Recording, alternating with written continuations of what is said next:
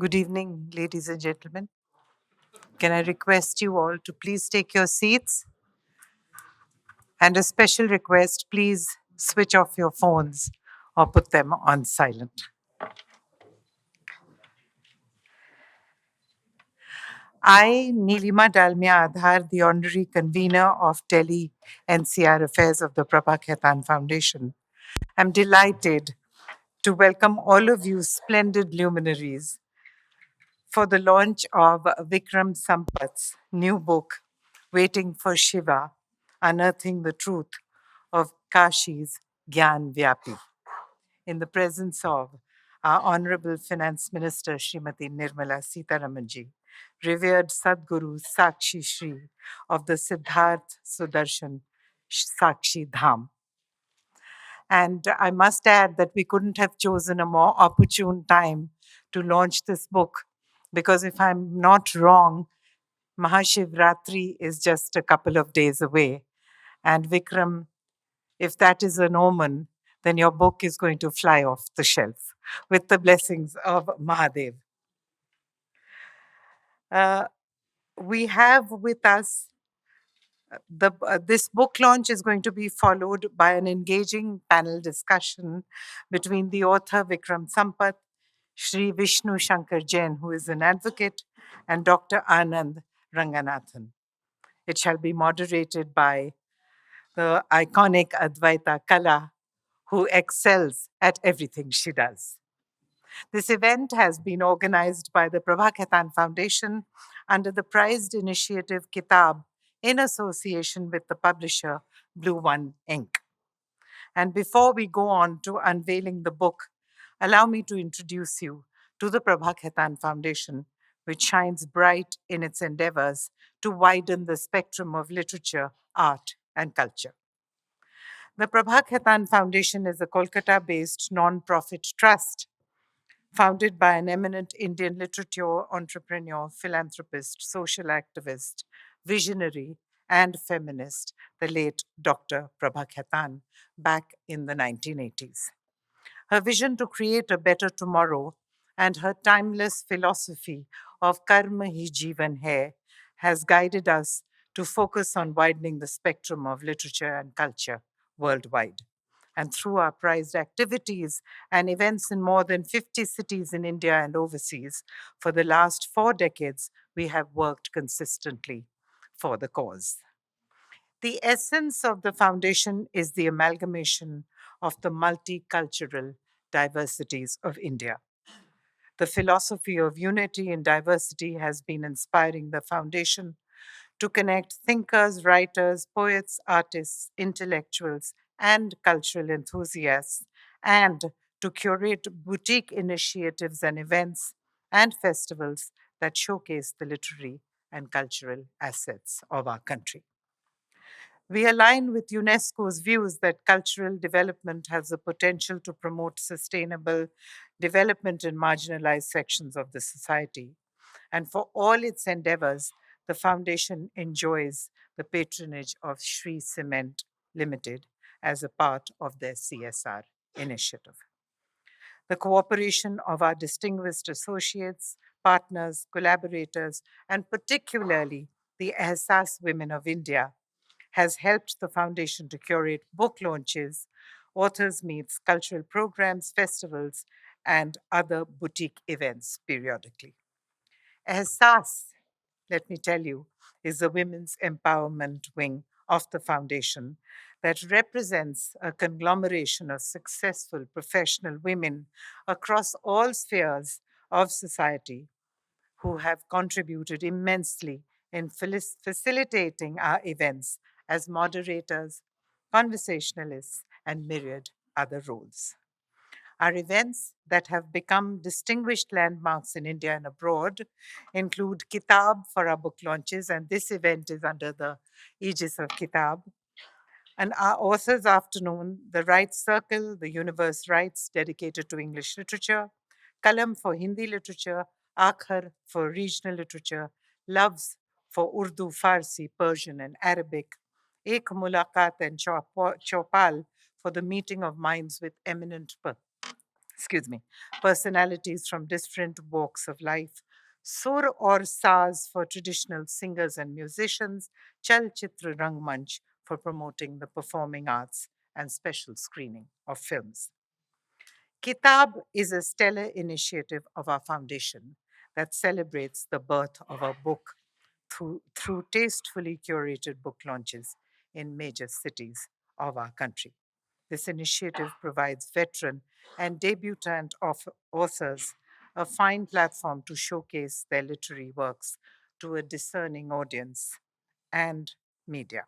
And the authors get to share stories, snippets, inspirations, ideas related to their books during the session. And now, may I introduce all the eminent luminaries that are here today. Our chief guest, Srimati Nirmala Sitharaman, is the Honourable Finance Minister of the Government of India. She is a distinguished Indian economist, politician, and a senior leader of the Bharatiya Janata Party. A very warm welcome to you, Nirmala ji.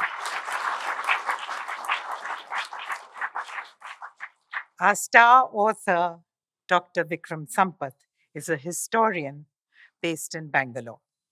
He has written 9 splendid books, one of which we launched also proudly, including Splendors of Royal Mysore, The Untold Story of the Vodias, Voice of the Veena S. Balachandar, Women of the Records in Indian Classical Music and the Gramophone, his iconic 2-volume biography, Savarkar, Echoes from a Forgotten Past, and Savarkar,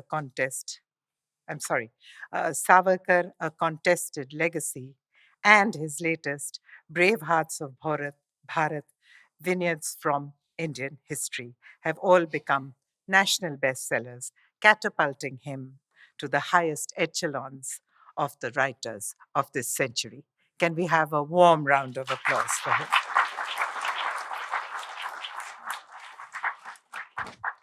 More about Vikram, which everybody ought to know, is that in the year 2021, Vikram was elected a fellow of the prestigious Royal Historical Society. He was awarded the Sahitya Academy First Yuva Puraskar in English Literature and the ARSC International Award for Excellence in Historical Research in New York for his book, My Name is Gauhar Jan, The Life and Times of a Musician. The book has subsequently been adapted into a superb play, Gauhar, by the renowned Lilette Dubé. Vikram was among the 4 writers and artists selected as writers in residence of the Rashtrapati Bhavan in 2015. He has a doctorate in history and music from the University of Queensland, Australia, and was a senior research fellow at the Nehru Memorial Museum and Library, New Delhi, in 2017 to 2019. He was also a fellow of the Aspen Global Leadership Network, Eisenhower Global Fellow, and a visiting fellow of the Wissenschaft Kolleg Britain. I think I've said that right. Currently, he is an adjunct senior fellow at Monash University in Australia. Vikram is the founder of the Archive of Indian Music and the Foundation for Indian Historical and Cultural Research that fosters new scholarship in Indian history and curates Arth, a culture festival. Kudos to you, Vikram, for giving us yet another literary marvel, Waiting for Shiva, unearthing the truths of Kashi's Gyan Vapi, which bring alive the history, antiquity, and sanctity of Kashi as the abode of Bhagwan Shiva in the form of Vishveshwar or Vishwanath. And can we have another rounding applause for Vikram's iconic works?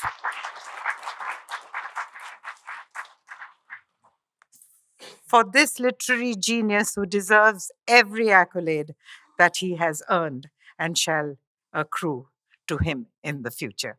Someday you'll have to share that secret with me, that how do you pack in so much in so little, or you've lied about your age. We are deeply honored to have with us Sadhguru Sakshi Shri of the Siddha Sudarshan Sakshi Dham, a spiritual master, a mystic, He is the founder of the Science Divine Foundation and the Young India movement for unleashing the limitless powers of young minds across the world. Guruji, aapko shat shat naman and many thanks for gracing us with your holy presence today.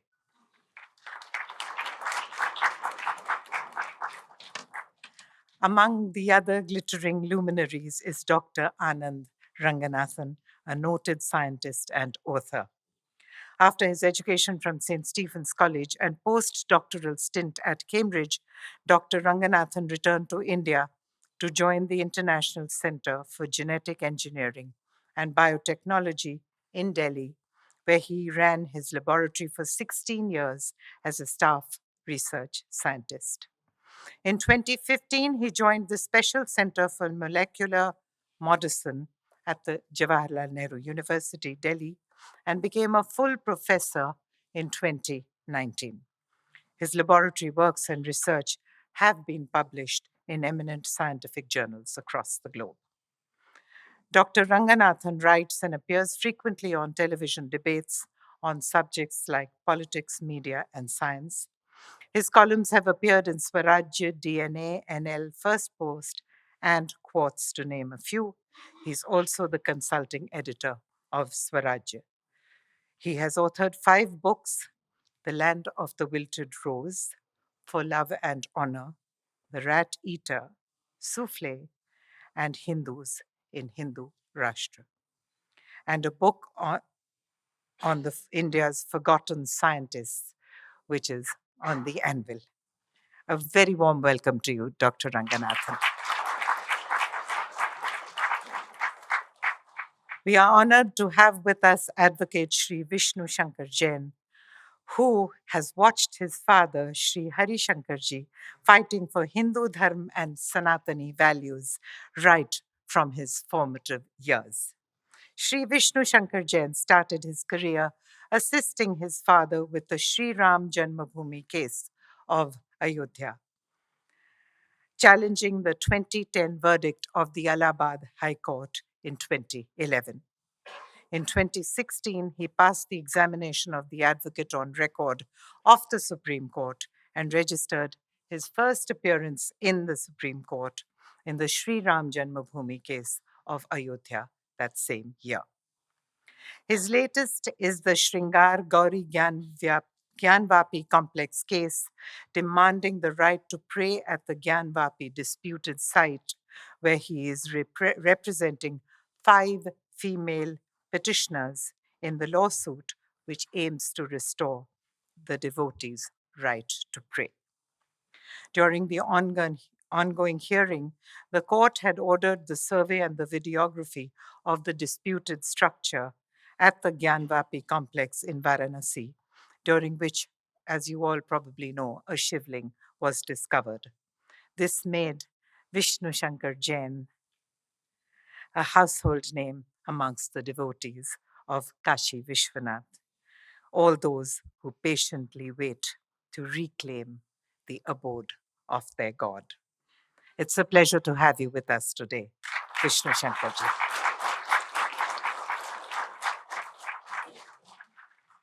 And now for the one who ties it all together with her inimitable skill, Advaita Kala. Advaita, an author, screenwriter, and commentator herself, is moderating today's conversation around Vikram's book, and this promises to be a scintillating exchange for all of us. A very warm welcome to you, Advaita. May I request Srimati Nirmala Sitharaman ji, Shri Sadhguru Sakshi Shri, Shri Vishnu Shankar Jain, Dr. Anand Ranganathan, and Advaita Kala, and Vidwan Shri Karthik ji to come on the stage for the lighting of the lamp.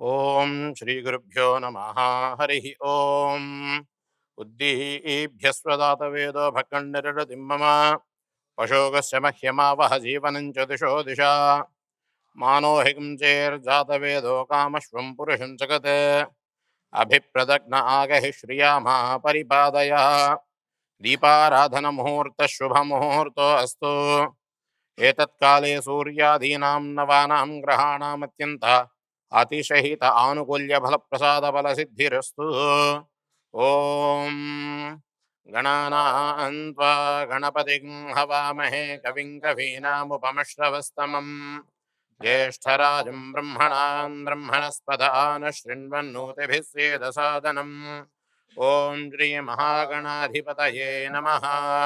ॐ प्रातरग्निं प्रातरिन्द्रं हवामहे प्रातर्मित्रावरुणाः प्रातरश्विनाः प्रातर्भगं भूषणं ब्रह्मणस्पतिं प्रातः सोममुतरुद्रं हवेम प्रातर्जितं भगमुक्रं हवेम वयं पुत्रमधितेर्यो विधर्ता आर्द्रस्वित्यं मन्यमानुश्चरश्चिद्राजाजित्रं भगं भक्षीत्याः भगप्रणेतर्भगसत्यराजो भगेमाङ्घ्रियमुदवदतु नः भगप्रणो जनयगोभिरश्वैर्भगप्रणृवन्नृवन्तु स्याम उदेतानीं भगवन्तु स्यामोतः प्रविद्वौत मध्ये अह्ना उतोदिता मघवन्तूर्यस्य वयं देवानागं सुमतौ स्याम भग एव भगवाग्मस्तु देवास्तेन वयं भगवन्तः स्याम तन्त्वा भगदर्व इद्यो हवीमितनो भगपुरयेता भवेह समद्धरा योषसो नमन्तदधिक्रावे वसुतये पदाय अर्वाचीनं वसुपितं भगन्नो रथमिवाश्वावाजिन आवहन्तु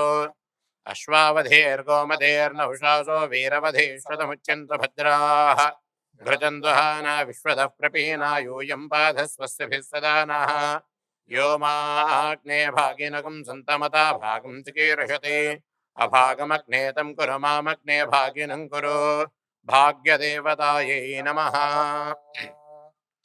ॐ नमः सोमाय च रुद्राय च नमस्ताम्राय चारुणाय च नमः शङ्खाय च पशुपतये च नम उग्राय च भीमाय च नमो अग्रे वधाय च दूरे नमो हन्त्रे च हनीयसे च नमो वृक्षेभ्यो हरिकेशेभ्यो नमस्ताराय नमः शम्भवे तमयो भवे च नमः शङ्कराय च मयस्कराय च नमः शिवाय च नमस्तीर्थ्याय च कूल्याय च नमः पार्याय च वार्याय च नमः प्रतरणाय चोत्तरणाय च नमः आचार्याय च लाध्याय च नमः शस्म्याय च नमः शिखत्याय च प्रवाह्याय च एकादमे तिस्रश्चमे पञ्चदमे सप्तदमे नवदम एकादशतमे त्रयोदशतमे पञ्चदशतमे सप्तदशतमे नवदशतम एकविंशतिश्चमे सदिश्चमे पञ्चविंशतिश्चमे सप्तविंशतिश्चमे नवविंशतिश्चम एकत्रिंशश्चमे त्रयस्त्रिंशश्चमे ष्टौतमे द्वादशतमे षोडशतमे विंशतिश्चमे चतुर्विंशतिश्चमे ष्टाविंशतिश्चमे द्वात्रिंशच्चमे षट्त्रिंशच्चमे चत्वारिंशश्चमे चतुश्चत्वारिंशश्चाचत्वारिंशश्चमे वाजश्च प्रसवश्चाभिदुश्च कृतश्च सवश्च मूर्धादव्यष्णयः सान्त्यायनः शान्त्यश्च भुवनश्च भुवनश्चाधिपतिश्च ॐ शान्ति शान्ति शान्तिः हरिः ॐ। That was Vidwan Shri Karthik ji, who has infused the environment with his incantations of Vedic shlokas and the Shiv Stuti. Many thanks, Vidwan ji. Can I request Shinjini Kulkarni, Ehsas woman of Delhi, NCR, to come up on the stage to felicitate the eminent panelists? ले आइए. Shinjini, please. To Nirmala ji.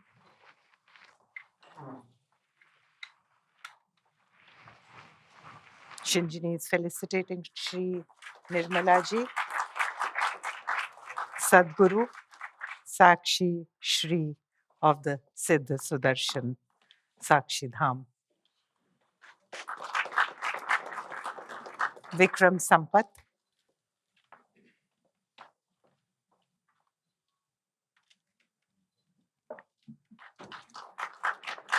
Vishnu Shankar ji,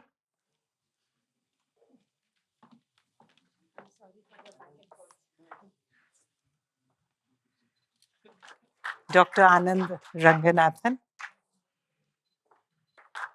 Advaita Kala,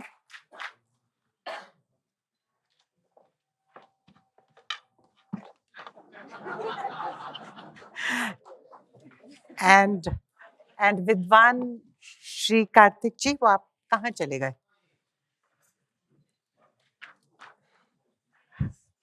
There he is, with Handloom Stars. Thank you, Shinjini. May I now invite the representative from BluOne Ink to felicitate the eminent panelists. Who's going to do it? आप करेंगे? Okay, so just go ahead. These are potted plants which are being given to our distinguished guests.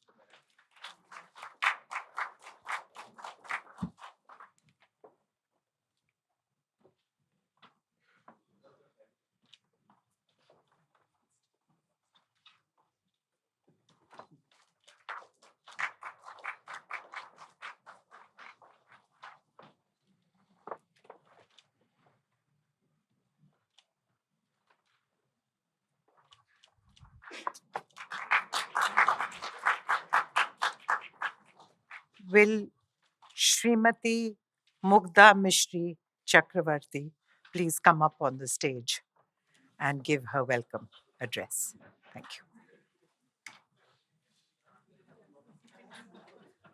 you. Ms. Chakravarti is the CEO of BluOne Ink.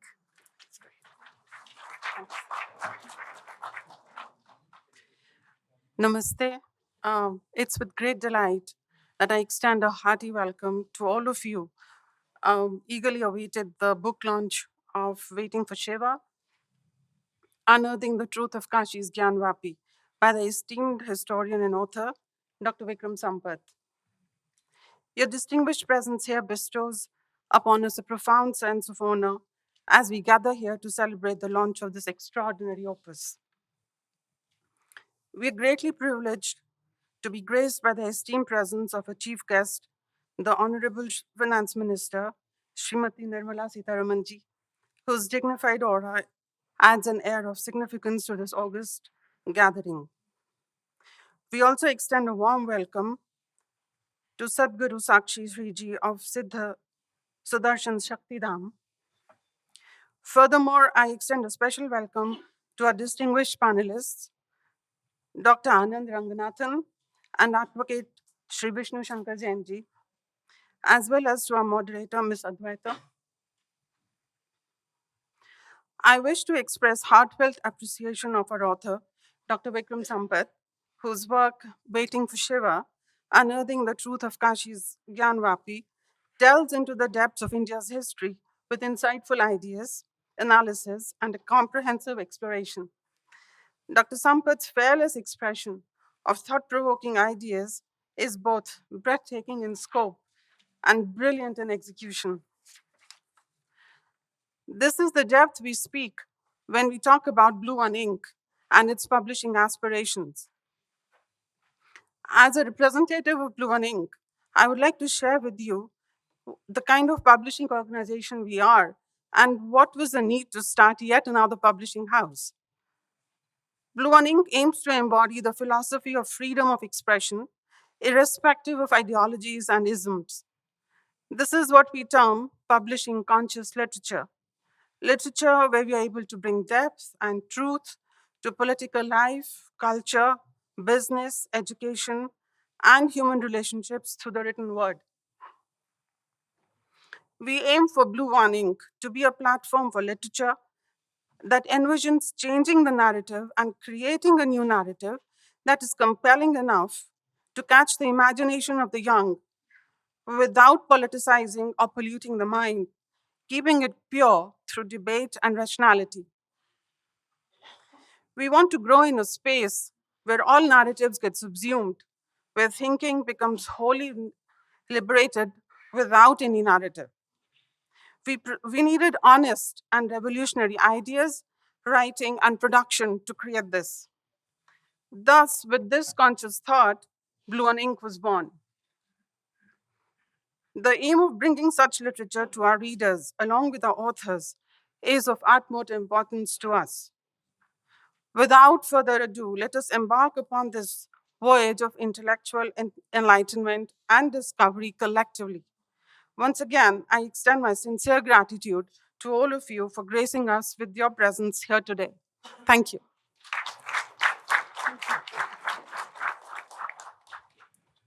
Thank you. Now for the most important part of the evening, unveiling of this iconic book.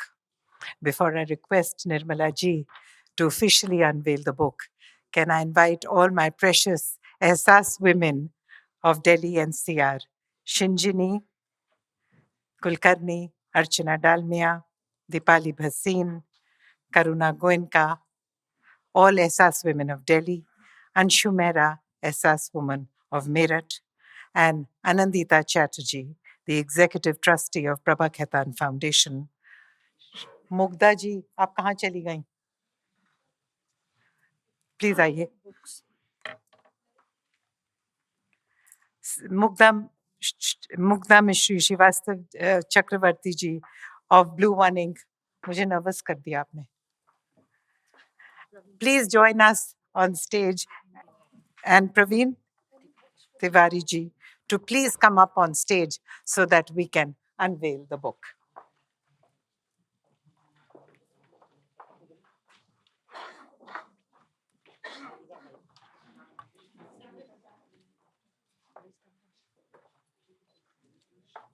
Sorry, Praveen ji, मैं आपका most important नाम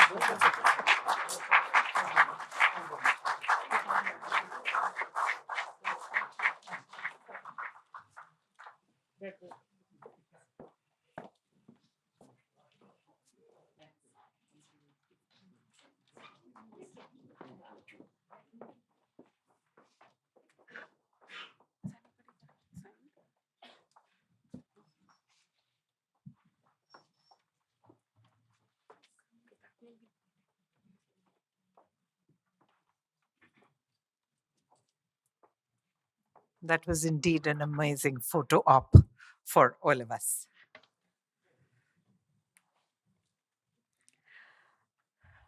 Can I request Vikram Sampath, the star author, to come to the podium and introduce us to this book that we all are eager to read?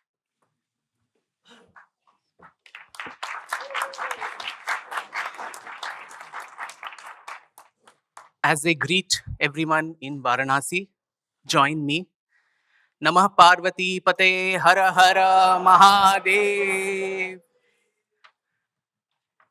Respected Srimati Nirmala Sitharaman ji, Pujya Sadhguru Sakshi Shri, my dear brothers Vishnu Shankar ji and Dr. Anand Ranganathan, Advaita Kala, members of my publishing house, BluOne Ink, and the wonderful members of Prabha Khaitan Foundation, friends from the media, ladies and gentlemen, a very good evening to all of you.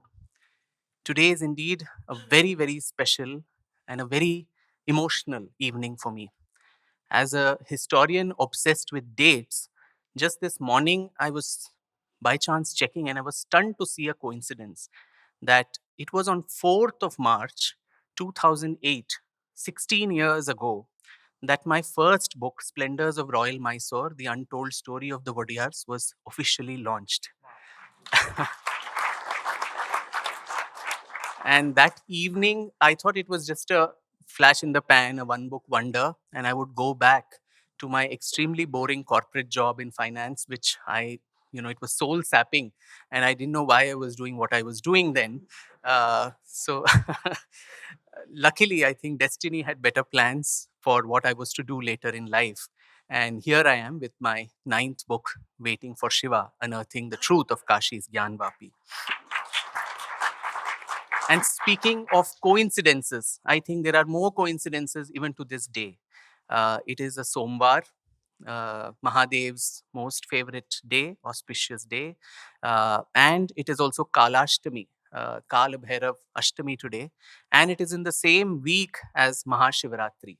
And in this auspicious time, to have the book, released at the hands of someone I deeply admire for her quiet courage, her dignified presence in public life, and her strong sense of resilience in everything that she does, Srimati Nirmala Sitharaman ji, and my revered spiritual guru, Sakshi Sadhguru Maharaj, and everyone else, well-wishers and friends, and in your presence to have this book released. What can be a better blessing than all of this? Heart is really filled with a lot of gratitude. My literary career has been a series of serendipities, very, very happy accidents. And one such happy accident occurred a couple of months back in Pondicherry. And that was where, at that time I was neck deep into writing a very troublesome, very difficult book on the story of Hyder Ali and Tipu Sultan. And coming from Bangalore, Karnataka, where now probably Tipu Jayanti might come back on the anvil, it was a huge risk that I continue to take, but I seem to like these troubles that I undertake most often. I was neck deep into that. And by chance, in Pondicherry at a literature festival, I met this wonderful gentleman, Vishnu Shankar Jain ji, whom I so deeply revere. Vishnu ji and his father, Hari Shankar Jain ji, as you know, are dharmic warriors who have staked their everything to ensure that this civilization gets its liberation.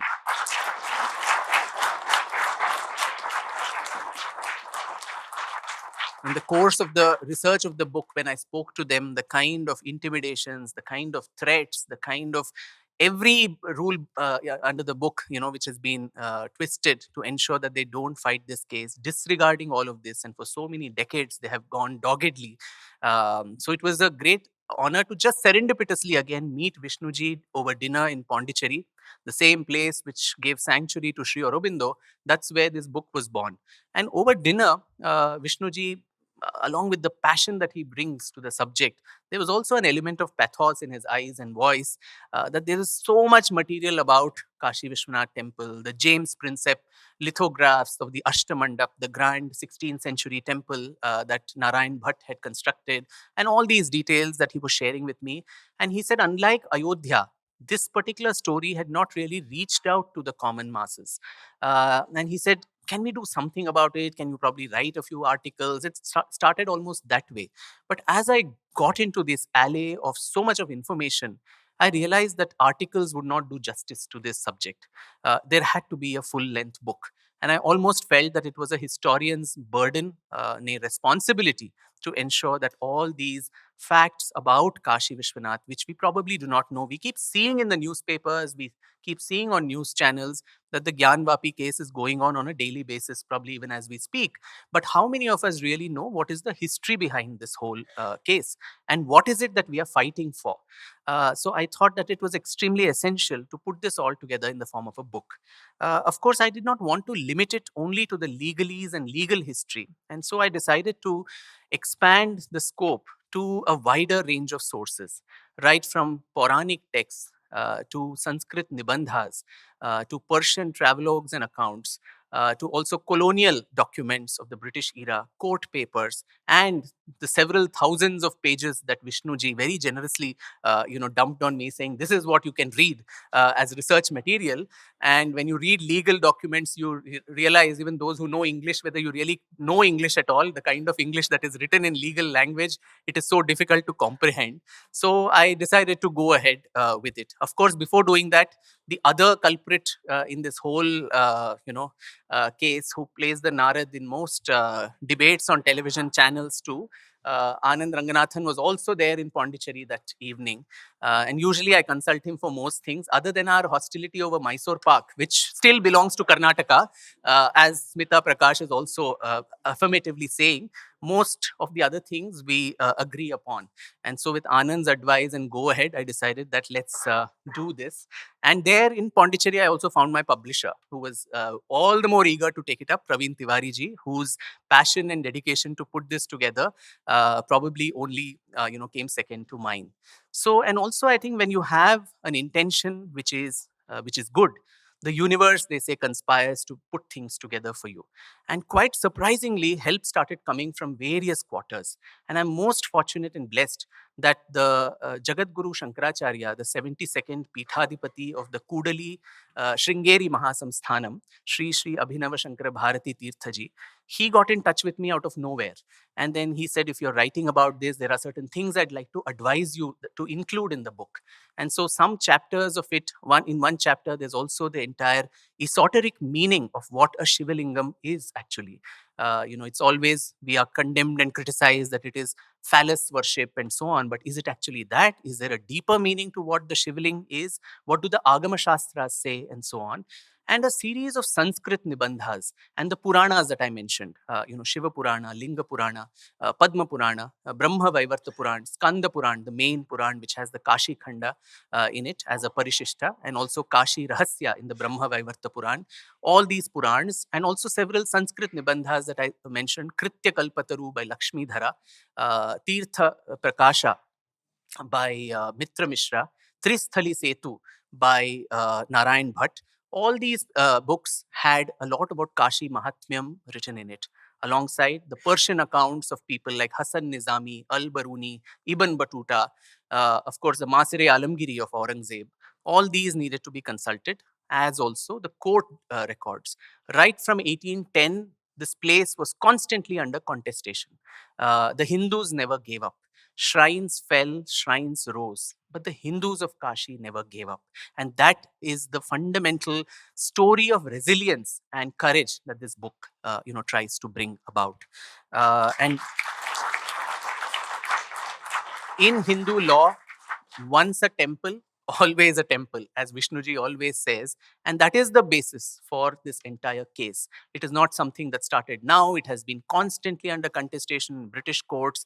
And from 1991, the first civil suit that was filed, which went on in abeyance for almost 22 years. And then, of course, from 2021, the cases that Vishnuji and his brave father have been fighting, which is what has led us to the Advocate Commissioner Survey, the Archaeological Survey of India reports, which have laid bare over 800 pages the entire truth of what I call unearthing the truth of Kashi's Gyan Vapi. So in this book, I've tried to put together, as a writer, it was extremely difficult for me to piece together these extremely diverse sources that I've never dealt with. To understand Sanskrit, Shankaracharya ji also put me in touch with Sanskrit scholars, Professor K.S. Kannan and Dr. Meera in Bengaluru, to ensure that these are translated from the original. I never like to depend on translations done by Westerners because either they are biased or incomplete. So it's always good to access Sanskrit records in the original. So I was fortunate that way to receive so much help from so many places. And with all of this, and as I said, the universe conspiring, so to say, this book has come out.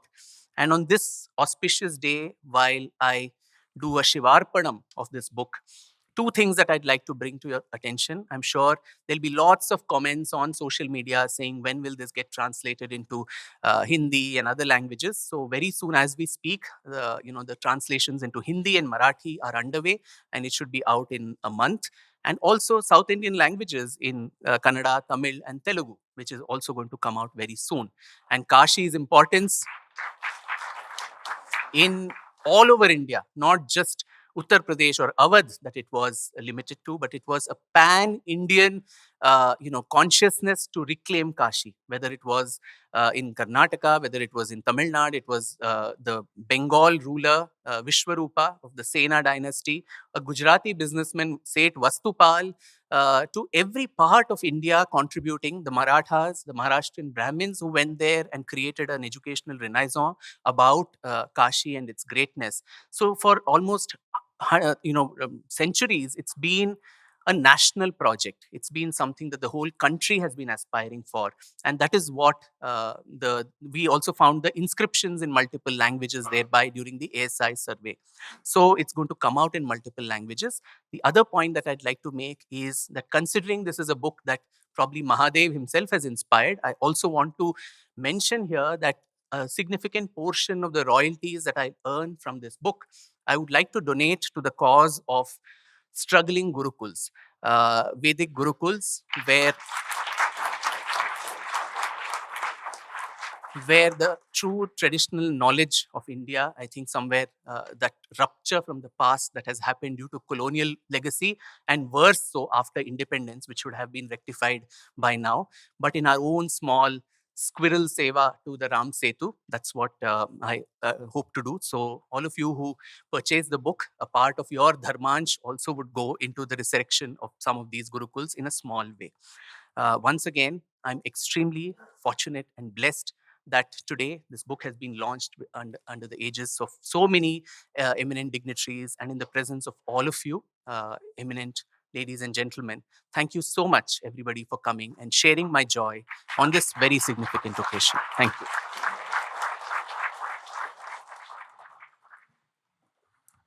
Thank you, Vikram. Not only are you a brilliant scholar and a diligent historian and an author of 9 books, I don't see that flash in the pan. I see many flashes in many pans. You are also a gifted devotee of Mahadev, and I think that you distill Mahadev's direct energy into the pages of this book. Thank you. Can I request Sadhguru Sakshi Shri to please come to the podium and bless us?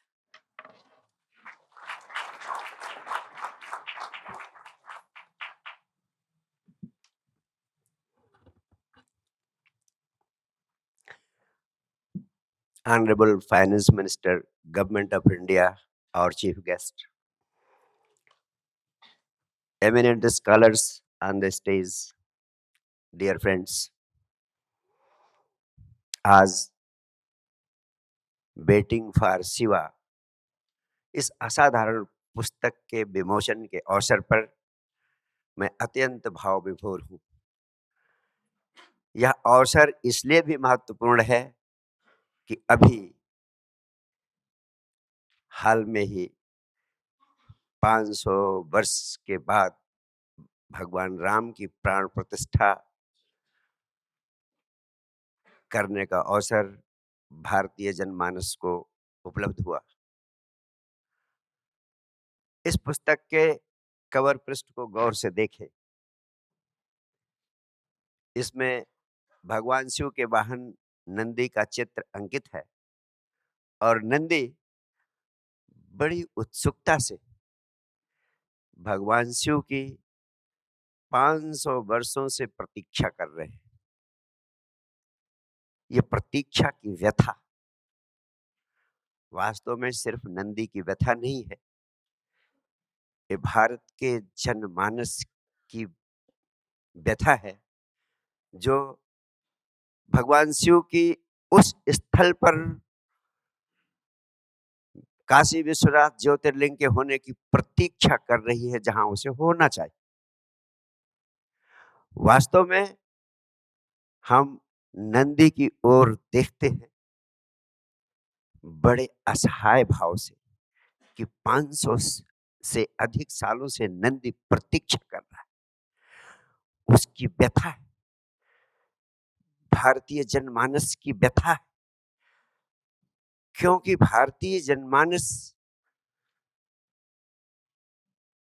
Bharat की सांस्कृतिक परंपरा में उसकी आत्मा के रूप में भगवान शिव को प्रतिष्ठित किया गया है। और मैं आपसे कहना चाहता हूं, हम असहाय होकर नंदी की तरफ देख रहे हैं, कुछ कर नहीं पा रहे हैं, लेकिन ये पुस्तक, असाधारण पुस्तक जो विक्रम संपत ने गहरी शोध, गहरे परिश्रम और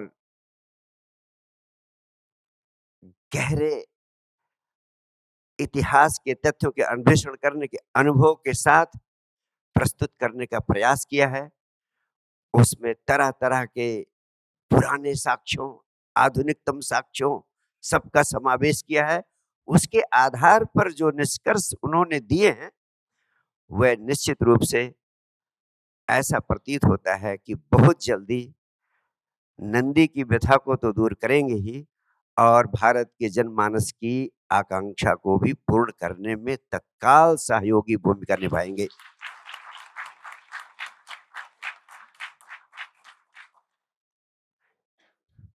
बड़े सारे विद्वान आपको पैनल डिस्कशन में ऐतिहासिक तथ्यों से अवगत कराएंगे। मैं तो इस संबंध में एक दूसरी महत्वपूर्ण बात जरूर कहूंगा कि विक्रम को मैं इतिहासकार और बुद्धिजीवी के रूप में ही नहीं, एक व्यक्ति के रूप में भी निकट से जानता हूं। पिछले कुछ वर्षों से शरीर से और भाव से ही नहीं, आत्मा से मेरे निकट होने का हम दोनों को अवसर उपलब्ध हुआ और मैंने देखा कि वो एक बुद्धिजीवी तो हैं, इतिहास के तथ्यों में उलझते हैं, वैज्ञानिक परीक्षण और परख करते हैं, लेकिन मैंने देखा कि उनके भीतर एक बहुत ही भावना प्रधान भावुक हृदय भी है। इसलिए जब मैं उनकी पुस्तक पढ़ रहा था तो कई जगह पे मुझे ऐसा लगा कि जैसे केवल तथ्यों का उलझाव ही नहीं, तथ्यों का जखीरा ही नहीं, तथ्यों का केवल एक संग्रह ही नहीं, बल्कि पढ़ते-पढ़ते लगता है कि जैसे एक काव्य का आनंद ले रहे हैं आप।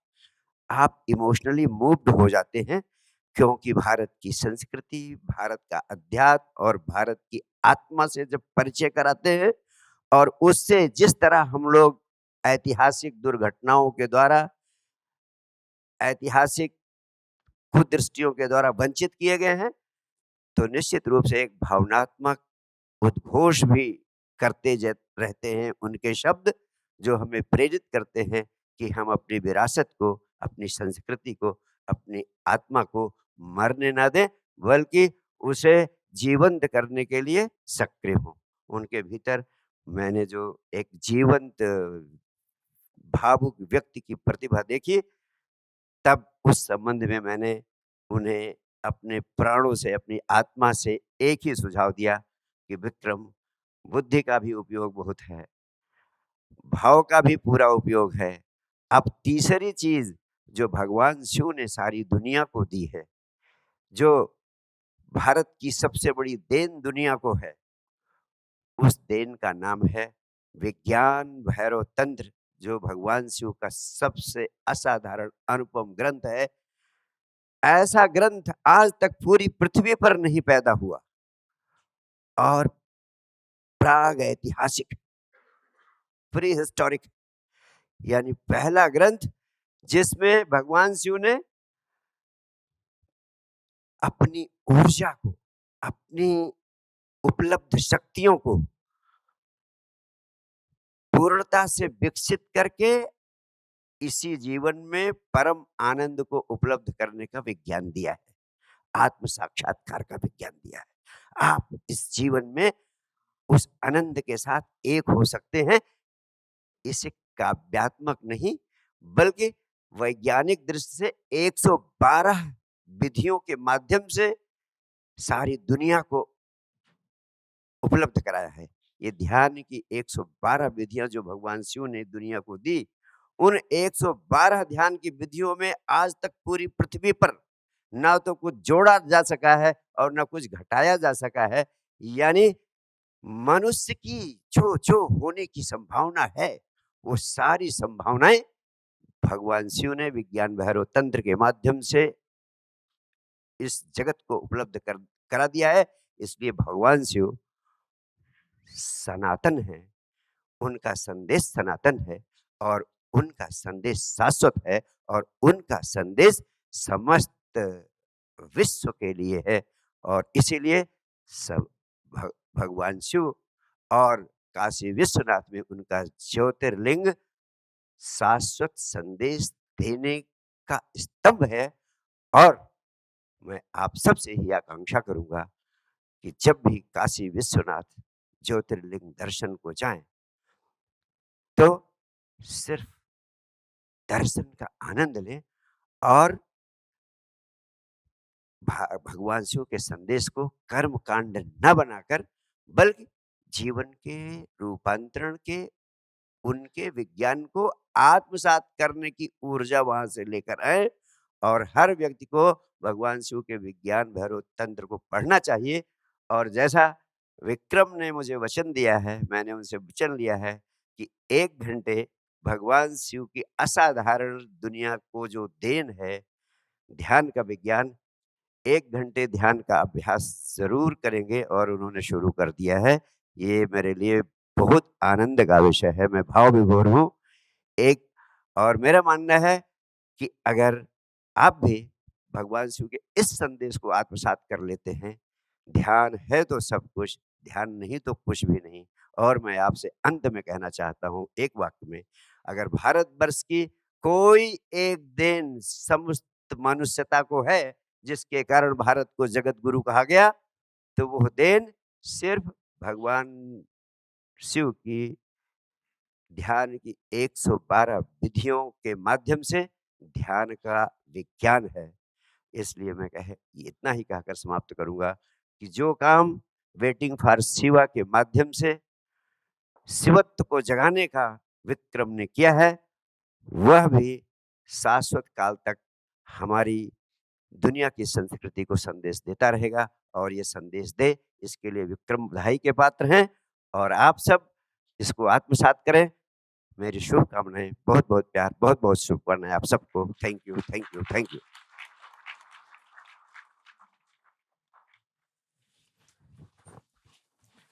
सदगुरु साक्षी महाराज को हृदय से आभार और आपके स्वर्णिम शब्दों को के लिए बहुत बहुत धन्यवाद।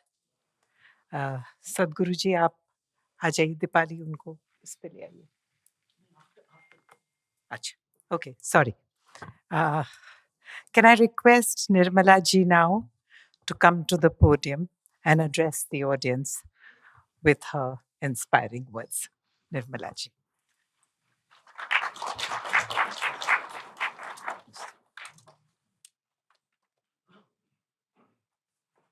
Namaskar. All the eminent people on the dais and also the fond and eager audience. Thank you very much for having me here, and thank you, Vikram, for giving me this honor of being with you. And I think, as you always say, superior forces are always at work. So when the books got distributed, you were running short of a book, but then that gave me an opportunity that we could share it. The author sharing with somebody who's just here to perform a small task of thing, unveiling the book. But even as we speak, I hear from Vikram that it has gone for the second publication round. So 20,000 books, 20,000 copies have already been eagerly taken by the readers. So many more 20,000s is my wish. And this is a book which is not going to be just bought with or without the signature of the author. It will be bought and read. And I've had the opportunity to read it because an advance copy was given to me. It just flows. In fact, I had read a portion of it, and then I was traveling. Whoever knew that Vikram will be in the same flight? And forgetting that he had sent me an advanced copy, he came and gave me a copy in the flight. I said, "You've already sent me one, no issues, but I'll be glad to take it. You know, there's some other reason why I'm giving you." And he explained the reason, but I didn't give so much of a importance for the reason that he explained, because it gave me a reminder saying, read the rest and be ready. So during that flight, instead of doing anything else, I did spend good time on it. And what I can say is not so much for the details which is there in the book, which all of us are going to read, but something which I've learned from my family, but something which all of you are privileged and probably know already. So nothing which is going to be new. But I'm saying it because I think I won't be wrong to assume that many of us probably have similar experiences. And this generation tells us that we no longer just can live with that experience. We need to do more. The experience that I want to recall here is we're all told by our families about different pilgrim centers, and we love going there with the parents, with our family. And occasionally it becomes, some families do follow the triggers, so more than one visit. You go there almost like an annual ritual, and then it starts growing in you. And then, as though you have no historic continuity, you take that interest about that place and start knowing more about it. That's been the case, I think, virtually for about 200 years, if we can remember. But almost for 1,000 years, despite all the physical, individual, and societal abuse that we have tolerated, that's been the undercurrent. Everyone did their little bit to make sure that the recognition for these holy places. I just say holy place, but as they say, 7 moksha nagaris have been kept alive. And what a fortunate generation we are, that among the 7 moksha nagaris, 3 in our generation is getting reconstructed, freshly built, given new life. The 7 moksha nagaris, I'm sure all of you know, and the 3 I'm referring to are Ayodhya, Kashi, and Ujjain. Resurrection has happened, reconstruction has happened, cleaning up has happened, Punaruthan has happened. And the lives of those great living gods, that's what we think about our gods in the Moolasthana. The Moolasthana of Hindu temples is the place where our living God is. And that is why we wake him up with a Suprabhata. We give him early morning something to start the day with, small thing. Like if you go to Nath Dwara, the Pushti Margis do it so beautifully. They wake him up with little songs and give him some, just little butters, just little some fruit, because he's a baby. And then you bathe him with all the ceremonial oils anywhere. And then you also give him nice fragrance. Then you dress him up, depending on the occasion. If he's a Gwala, you're readying him, come on, all the cows are ready, go, herd him up and come. Or if he's a ruler, he's dressed up like that virtual king who's going to sit in his darbar. And as the day progresses, you change his costumes also to reflect the mood of the time, the season also. And then you ready him each time with a beautiful arti, which links you to something which is beyond expression. And that's why when you stand there, and each temple has its own way. In the south, we have so many different types of artis. For everyone, you look at him with that bright light, you see different expressions on the face, and you do it all. And then end the day by making sure that he's given a good restful night. So you take him and lay him to his bed, and then keep some eatables just in case he's going to be hungry in the night. The reason why I'm elaborating this, when Vishnu Shankar Jain ji says a temple is a temple is a temple always, it's because our living supreme being is inside it. And we worship him like a member of our family. And that is why when very many bhakti movement singers, whether of the north, Nirguni, Saguni, any or Nath worship, that cult, or even the later generation bhakti singers, all had conversation through their songs with the gods. They adored him, they worshipped him, they were angry with him. They also communicated with him about their day to day, yet wanting to reach the moksha, to be in his company. That even the commonest citizen Nowadays, of course, I can't assure, but commonest citizen would ultimately say, please give me anayasya maranam. Give me bina dainyena jivanam. In an era of no insurance, health insurance, just give me a life where I don't have to depend on somebody else. Why do these conversations happen? Of course, Dehante, Tavasan Sanityam. All these are verses which tell him or her, look, I'm with you. You're part of me. I'm constantly looking up to you. I'm treating you as a very special member of my family, and therefore I'm doing all this. So, that is the way in which every Hindu has related to his God. And documentation has been an inherent part of Hindu way of life. I'm bringing in too many factors. I'm sure each one of you will be looking at various different aspects of it. I'm just sort of here to put it. I'm not talking about the book, but I'm talking about something which has made this book special for all of us. And therefore, I'm trying to arrive at that. So, documenting is one feature, other than the Moksha Nagari feature, other than the feature with which we are establishing, that's the living connect. The documenting part of it. Stones all over India speak about our gods. There's no doubt.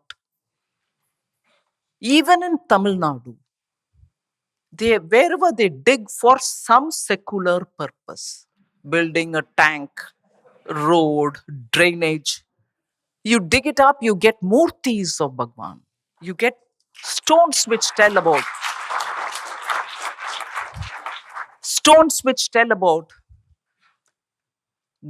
how rulers of that era have dedicated villages so that the lamp in the temple is never running short of the ghee it requires to keep it up. In the south, it's also nalana, which is tilka tel.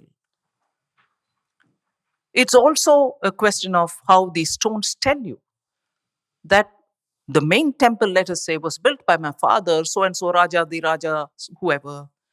But I'm here as a humble servant building this 1,000-pillared mandapa. He would say that.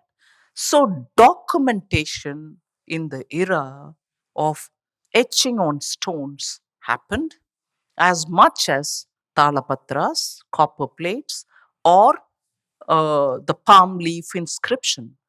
Documentation happened.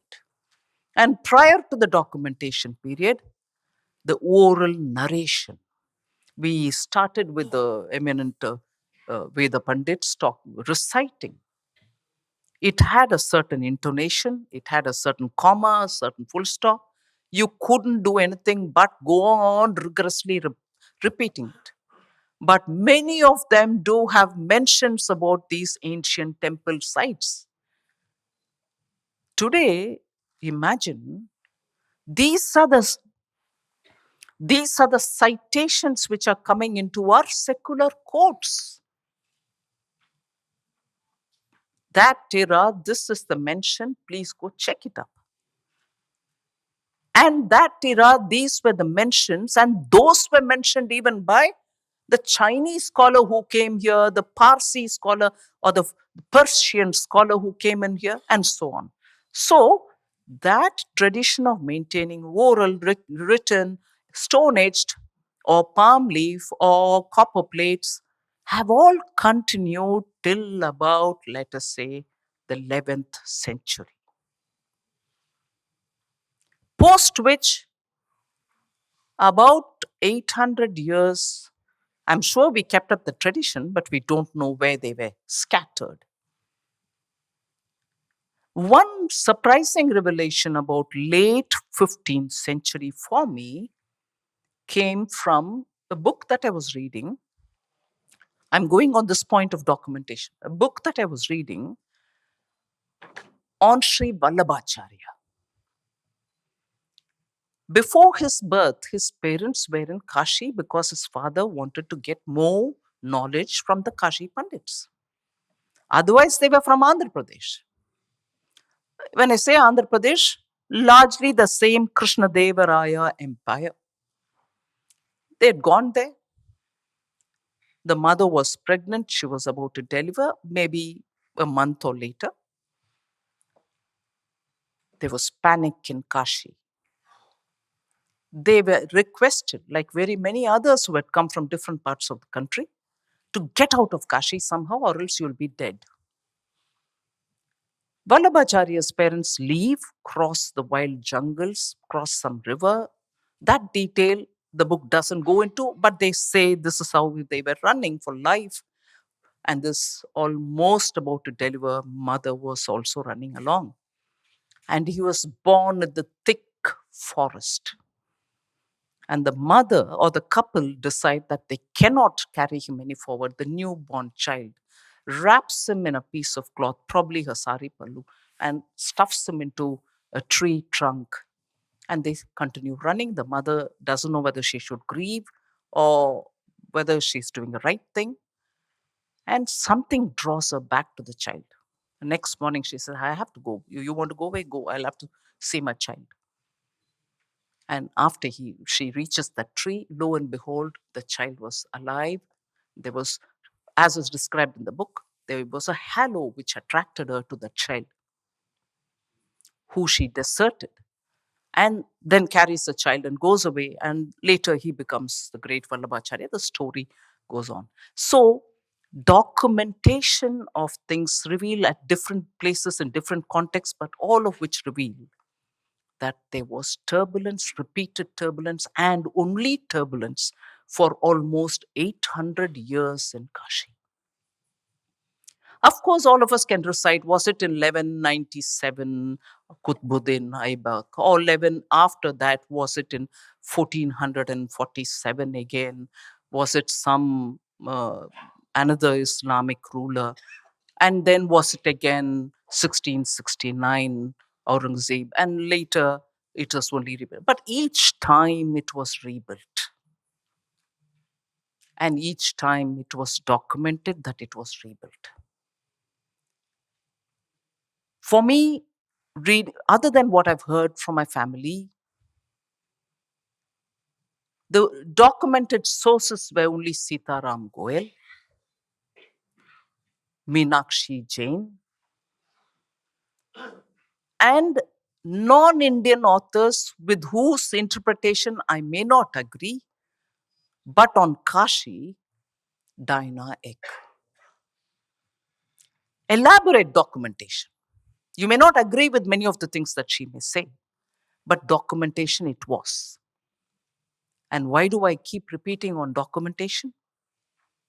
That gap of 1,000 years, nearly 1,000 years, where our documents were lost or are scattered everywhere in different contexts. You can't search for Kashi and get Kashi. You probably search for something else and get Kashi. But all that. That's what Sitaram Goel did for us.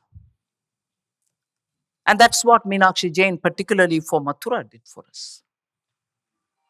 And they were all small publications because in the era that they lived, you will not believe, and I'll not believe, if anybody had said it, you couldn't find a publisher publishing your book if you wrote this. And even in that era, you had them being courageous to publish it. And it is that gap or that continuity to keep this written and rewritten with proper, adequate sources quoted and highlighting just the bare facts, narrate the story which Vikram has started doing for us since the time he published his Savarkar, and before that as well. Whether it was about the Vadayars, whether it was about generally Mysore, whether it was about the famous dancer called Gohar Jan, he's made sure that documentation, which is appropriately sourced and information gathered, is now what is going to be the way in which we can quote our history. And for that rigor with which he publishes his books, writes his stories, and quotes authors, original sources where he can lay his hands on, Vikram stands out, and I appreciate and absolutely give my word of appreciation for it.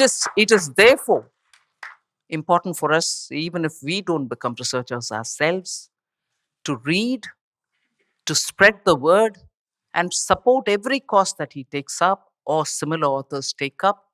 We cannot leave it to people who are just going to distort our history. We need the right kind of storytelling, highlighting it, and where necessary, be worthy of getting quoted in the courts so that the civilizational attempt to restore it for ourselves is done with fairness, and we are not trying to emotionalize anything. Emotion we have inside, but proof with which we go to the court should stand out for themselves. So I'm sure all of us are eager to hear the panel. I won't take more of my time, but Vikram is doing a fantastic service for the Hindu civilizational cause. I actually want to wish him with Dirgayush and good health so that he continues this fantastic service. Thank you very much.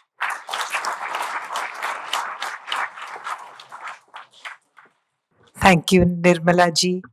Your awe-inspiring words, your rich repertoire of knowledge of history and the past, and has left me speechless and humbled. And you can see that I'm fumbling now. I really have no words for it. All I can say is that I bow down to your divine scholarliness and your extremely, extremely humble personality. Thank you, Nirmala ji.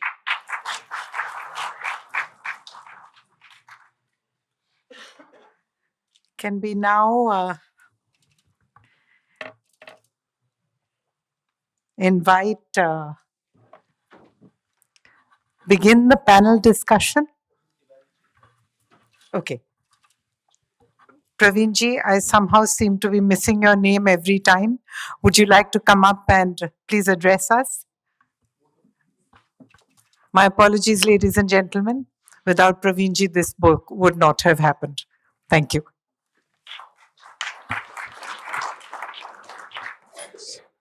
So, thanks a lot, first of all, to Vikram ji for offering this book, because, in fact, this book has come to us from nowhere.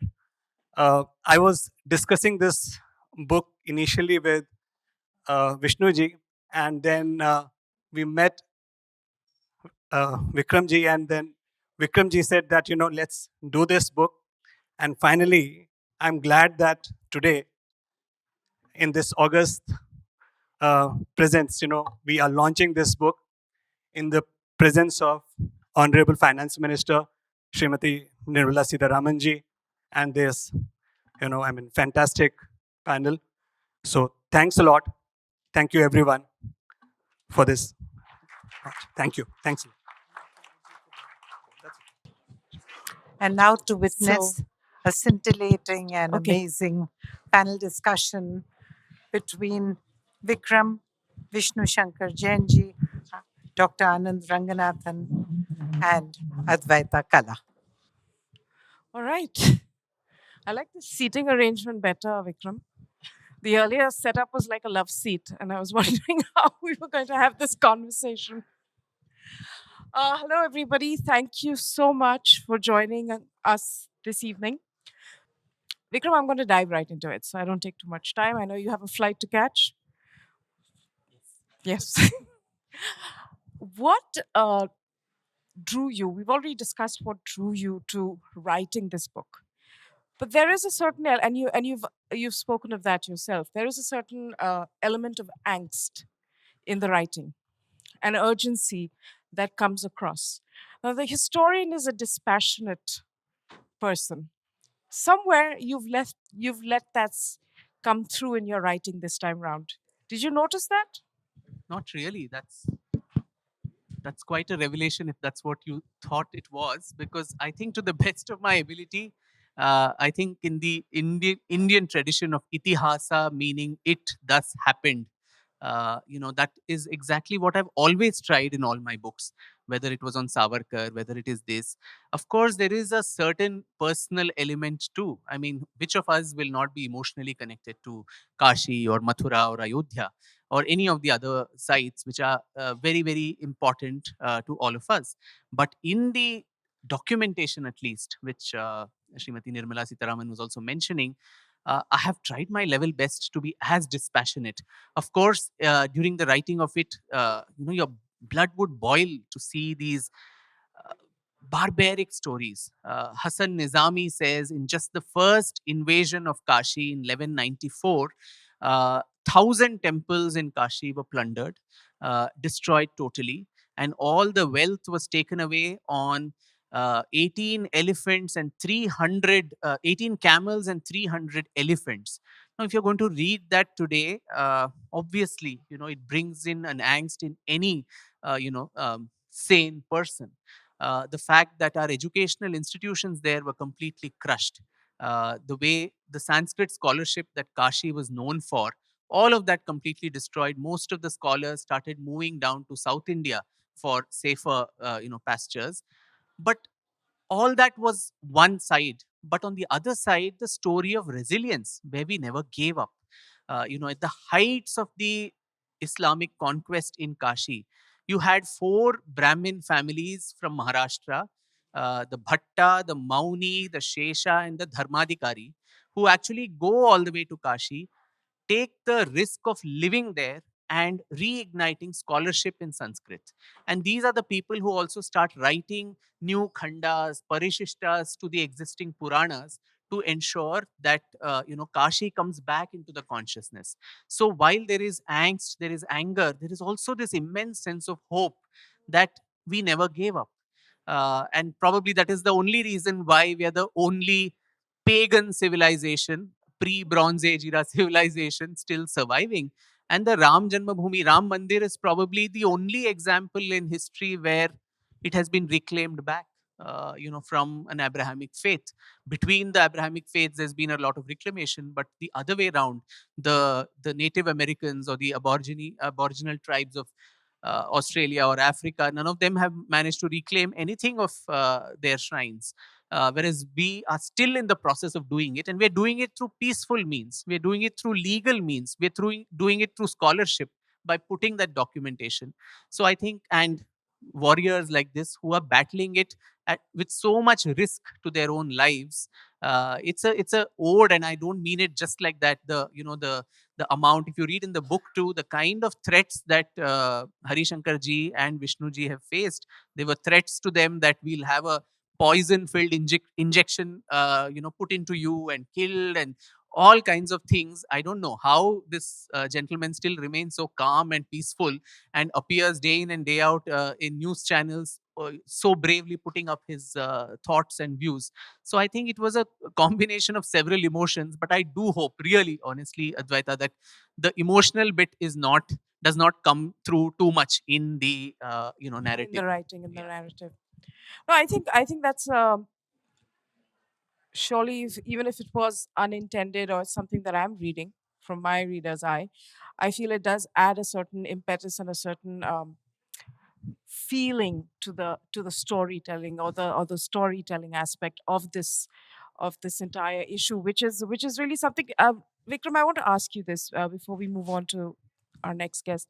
Is did you discover something in the process of unearthing this heaps and this multitude of versions, and from the Puranic times onto Chinese travelers? Did you unearth something that surprised you that you hadn't known earlier? I think what I alluded to in my opening remarks, today we talk of a north south divide. We say India was not even a nation. The British gave us a sense of nationality. But when Kashi and the Vishwanath Mandir was repeatedly destroyed right from 1194, all over India, the consciousness that this was something so important and it needed to be revived, that was there. So, as I mentioned, 1194, Kutubuddin Aibak demolishes the temple. And in 1212, hardly, 20 years later, you had the Sena ruler from Bengal, Vishwarupa, who comes there, and obviously the Islamic Delhi Sultanate was at its height, so he could not build a massive temple in its place. So he goes and erects a pillar right in the heart of Kashi, saying, "This is the city of Vishweshwar." So it was like stamping your authority there. And a few years later, you had a Gujarat, so Eastern India contributing to Kashi. Then a few years later, you had a Gujarati businessman from Western India actually giving 1 lakh rupees to reconstruct this grand temple. And South India, then, you had the Hoysala ruler from my state, Karnataka, Veera Narasimha III, who donates an entire village called Hebbale so that the proceeds of that can go to the pilgrims to pay the jizya tax that the pilgrims had to pay to go to Kashi. And there is a inscription too of Veera Narasimha saying all the proceeds of this will go to the lotus feet of Vishweshwara. So South India contributing to that. The Maharashtrian Brahmins I already spoke about. And what the Maharashtrian Brahmins wrote in Sanskrit, the South Indian poets Sri under the patronage of the Vijayanagar Empire translated into Telugu in 1440. Someone in Gaya in Bihar, Vachaspati Mishra, he wrote Tirtha Chudamani, which spoke about Kashi. Tenali Rama's son-in-law also translated the Vayu Puran's Parishishta called Ananda Kanana Mahatmyam into Telugu. So every part of India was alive to the fact that this is such an important place for us. This was the place which guaranteed us salvation, because Bhagwan Shiv himself in the Skanda Puran says any person who leaves his mortal coil in Kashi, when the soul comes out of the body, he himself would come and whisper the Tarak Ram mantra and give the person salvation.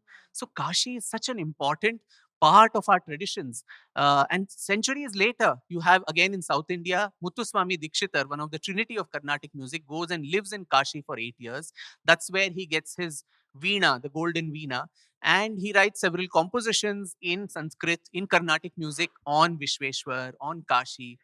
And about 100 years later, you had Swati Tirunal in the small little, principality of Travancore. He probably never went out of his kingdom, but still that consciousness was there that he composes this beautiful bhajan in Rag Sindhu Bhairavi saying, Vishweshwar Darshana Kar, Chalo Mana Tum Kashi. And in Maharashtra, in Marathi, there is a proverb which says, Kashi Sajave Nitya Vadave. And the women would say this apparently. I don't have the wherewithal to go to Kashi, but let's keep telling it every day. Ki Kashi jayenge, Kashi jayenge. Ek din to phalibhoot ho jayega wo. So, and then, in South Indian weddings, and I heard even in other this thing, there's an entire ritual called Kashi Yatra. Before the bride and bridegroom get married, the bridegroom threatens to go away to Kashi and take, brahmacharya. And then the father-in-law runs behind and washes his feet and says, don't get married. I'll give you my daughter. A better option is there for you. So this consciousness with Kashi, and which is what unites us as a nation. And who in their sane mind can then say, we are not a nation? What else is this common emotional connect over centuries across geographies? And where is the north-south divide? And that is the reason why the inscriptions that were found there are not only in Devanagari and Sanskrit, but in Tamil, in Telugu, in Kannada, and all of that, saying, we have gone there, we have contributed. So I think this was a huge revelation. We always knew this instinctively, but to actually look at it, in tangible terms, that was what was very startling. And what was creating the further angst that you mentioned was the manner in which this was distorted, particularly after independence. And that's another question which we could talk about. I have lots to say on that, about how the Marxist historians have distorted this story and the kind of subterfuge that has gone on in the name of historiography and secularization of our history. Well, I mean, you're doing similar work, aren't you, right now? Keeping that consciousness alive, taking the story out of Kashi out to the younger generation, the masses. So it's sort of cyclical. It continues. 500 years from now, people write of this period. Who knows? They'll say Vikram Sampath. And of course, Mr. Vishnu Jain. Thank you for being with us this evening. Wanted to really understand from you exactly how you got involved in this issue. And I was watching you on television one day, And you said something very moving. You said initially when you would come on TV shows, you were a sort of a lone warrior. And most of us here are talking heads, so we know exactly what you mean.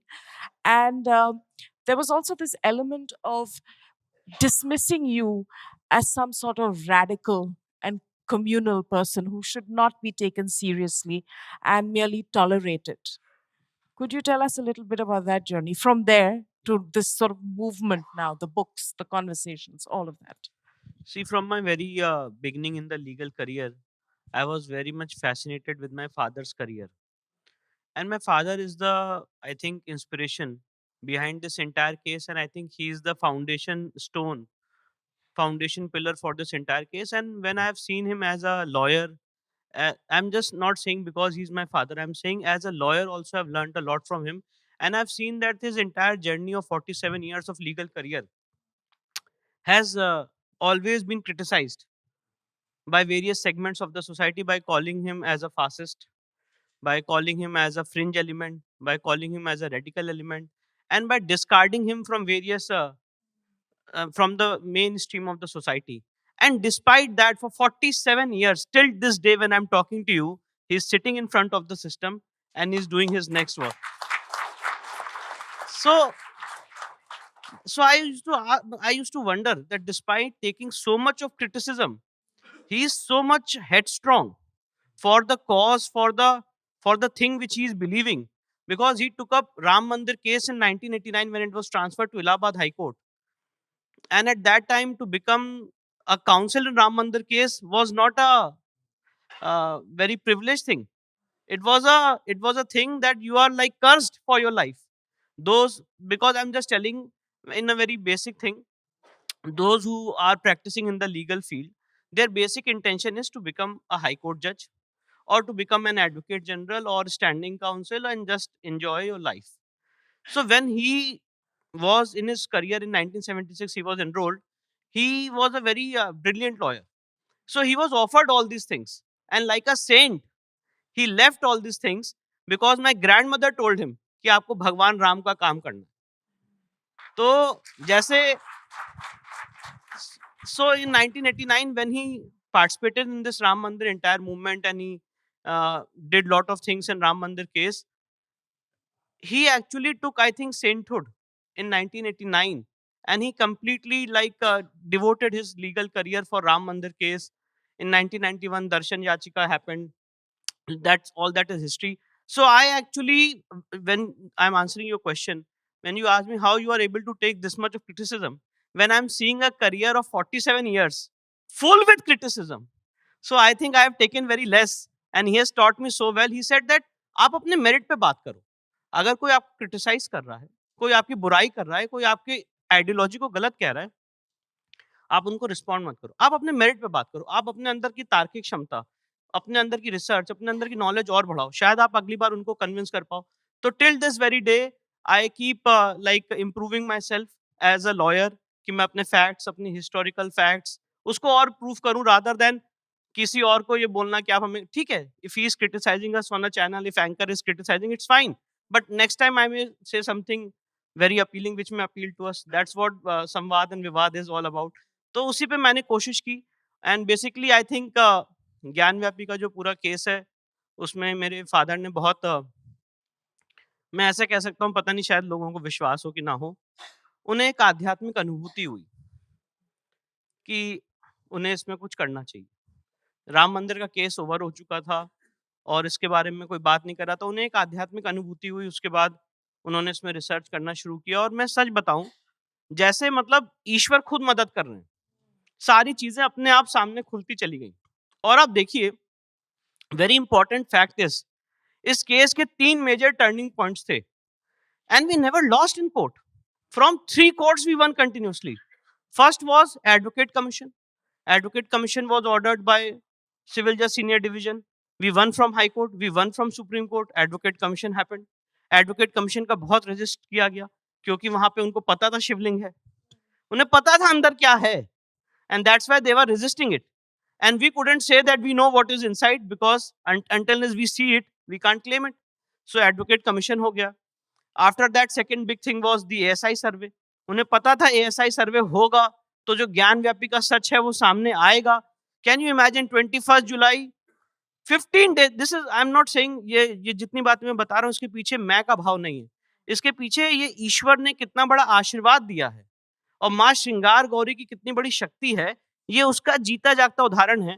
15 days में 3 court से इस judicial setup में हम जीते. 21 जुलाई 2023 district जज Varanasi ordered for ASI survey. Matter went to the Supreme Court on 24th of July. Supreme Court asked the Allahabad High Court to decide the matter. Allahabad High Court heard the matter on 25th, 26th, and 27th of July. The judgment of Allahabad High Court came on 3rd of August at 10 a.m. in the morning. The matter came to Supreme Court at 2 o'clock on 3rd August. Matter was decided by the Supreme Court on 4th of August, and Supreme Court also held that the SI survey must go on. So within a span of 15 days, we won from 3 courts on ASI survey, and ultimately you are seeing in this book what the ASI has given.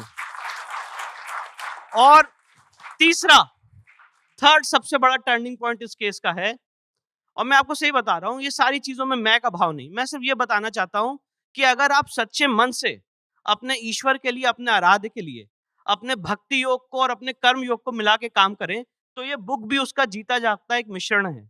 उसका एक जीता जाता मिश्रण है कि कैसे भक्ति योग को और कर्म योग को मिला के आप उसको सिद्ध कर सकते हैं. जब ये सब हो गया SI सर्वे वगैरह, तो जो व्यास फैमिली है वो काफी दिन से हमारे टच में थी, शैलेंद्र कुमार व्यास, और उन्होंने काफी डेटा मटेरियल भी दिया था. और ये था जैसे आज ये होता है ना, एक चीज आप दूसरे को पास ऑन करते आ रहे हैं. मैंने अपनी रिसर्च सर को पास ऑन की, सर ने अपनी रिसर्च समाज को पास ऑन की, व्यास फैमिली ने हमें अपनी रिसर्च पास ऑन की. उसको हमने पढ़ा, उसको सोचा समझा. 25 सितंबर 25 सितंबर 2023 I filed a case in the district court of Varanasi asking for right of worship in the Vyas Taikhana. Matter was argued before the district court of Varanasi. On 17th of January 2024, the district judge of Varanasi passed an historical order by appointing a receiver of that seller.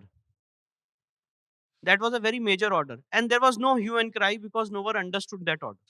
The district magistrate तो took, इसलिए थोड़ा explain करिए हाँ. हमको भी. तो actually क्या हुआ, हमने कहा कि ये जो व्यास फैमिली का सेलर है, in this seller it's a historical fact that from 1551 till November December 1993 the Vyas family was worshipping in the premises, and this seller is right opposite Nandi.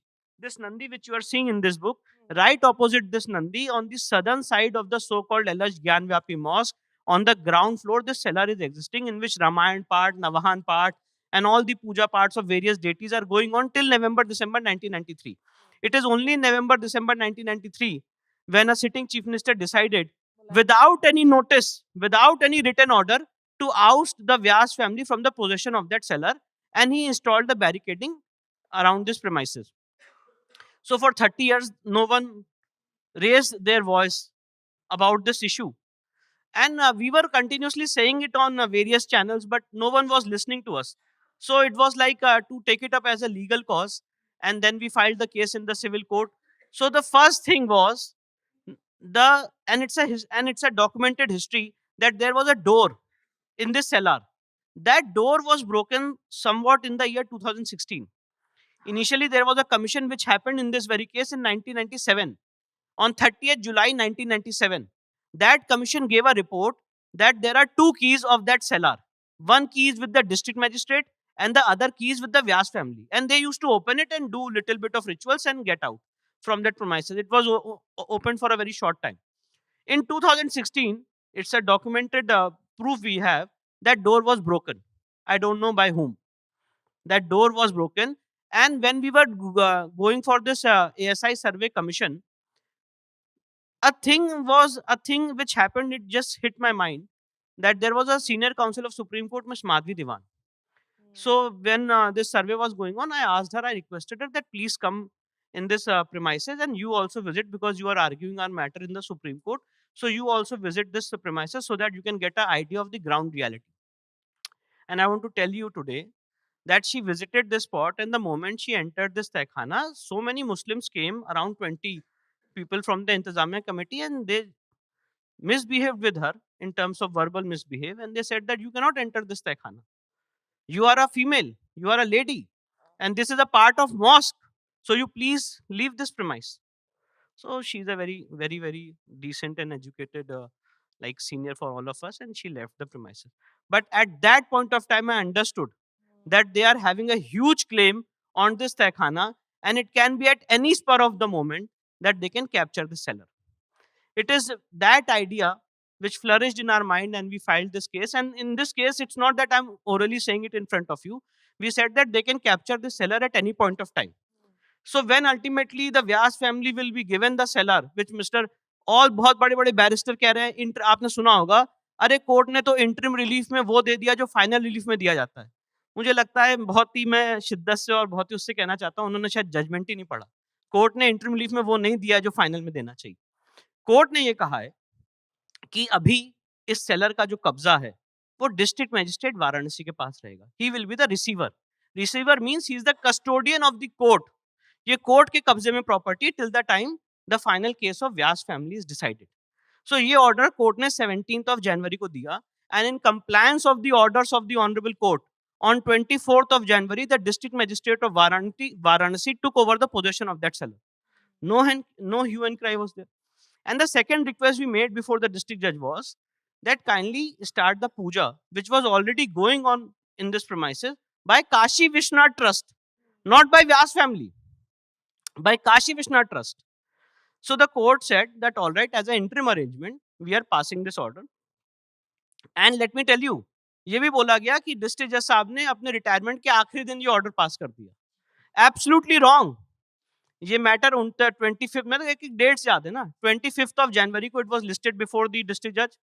25th January को, क्योंकि ASI report उस दिन open होनी थी, और lower court में क्या होता है, जब एएसआई रिपोर्ट ऐसी चीजें सेंसिटिव डॉक्यूमेंट है, तो डिस्ट्रिक्ट जज हिमसेल्फ मॉनिटर्ड द इंटायर कि इसकी सर्टिफाइड कॉपी पार्टीज को मिल जाए. तो 25th January को इसलिए केस टेकअप नहीं हो पाया. It was listed on 29th of January. On 29th of January, the lawyer for Anjuman Intizamiya took adjournment, saying that I am not well. Please appreciate this fact. And that's why the matter was listed on 30th of January. On 30th of January, after hearing both the parties, and they didn't file any written objection to this prayer of puja. After that, the matter was reserved, and on 31st of January, this order was passed.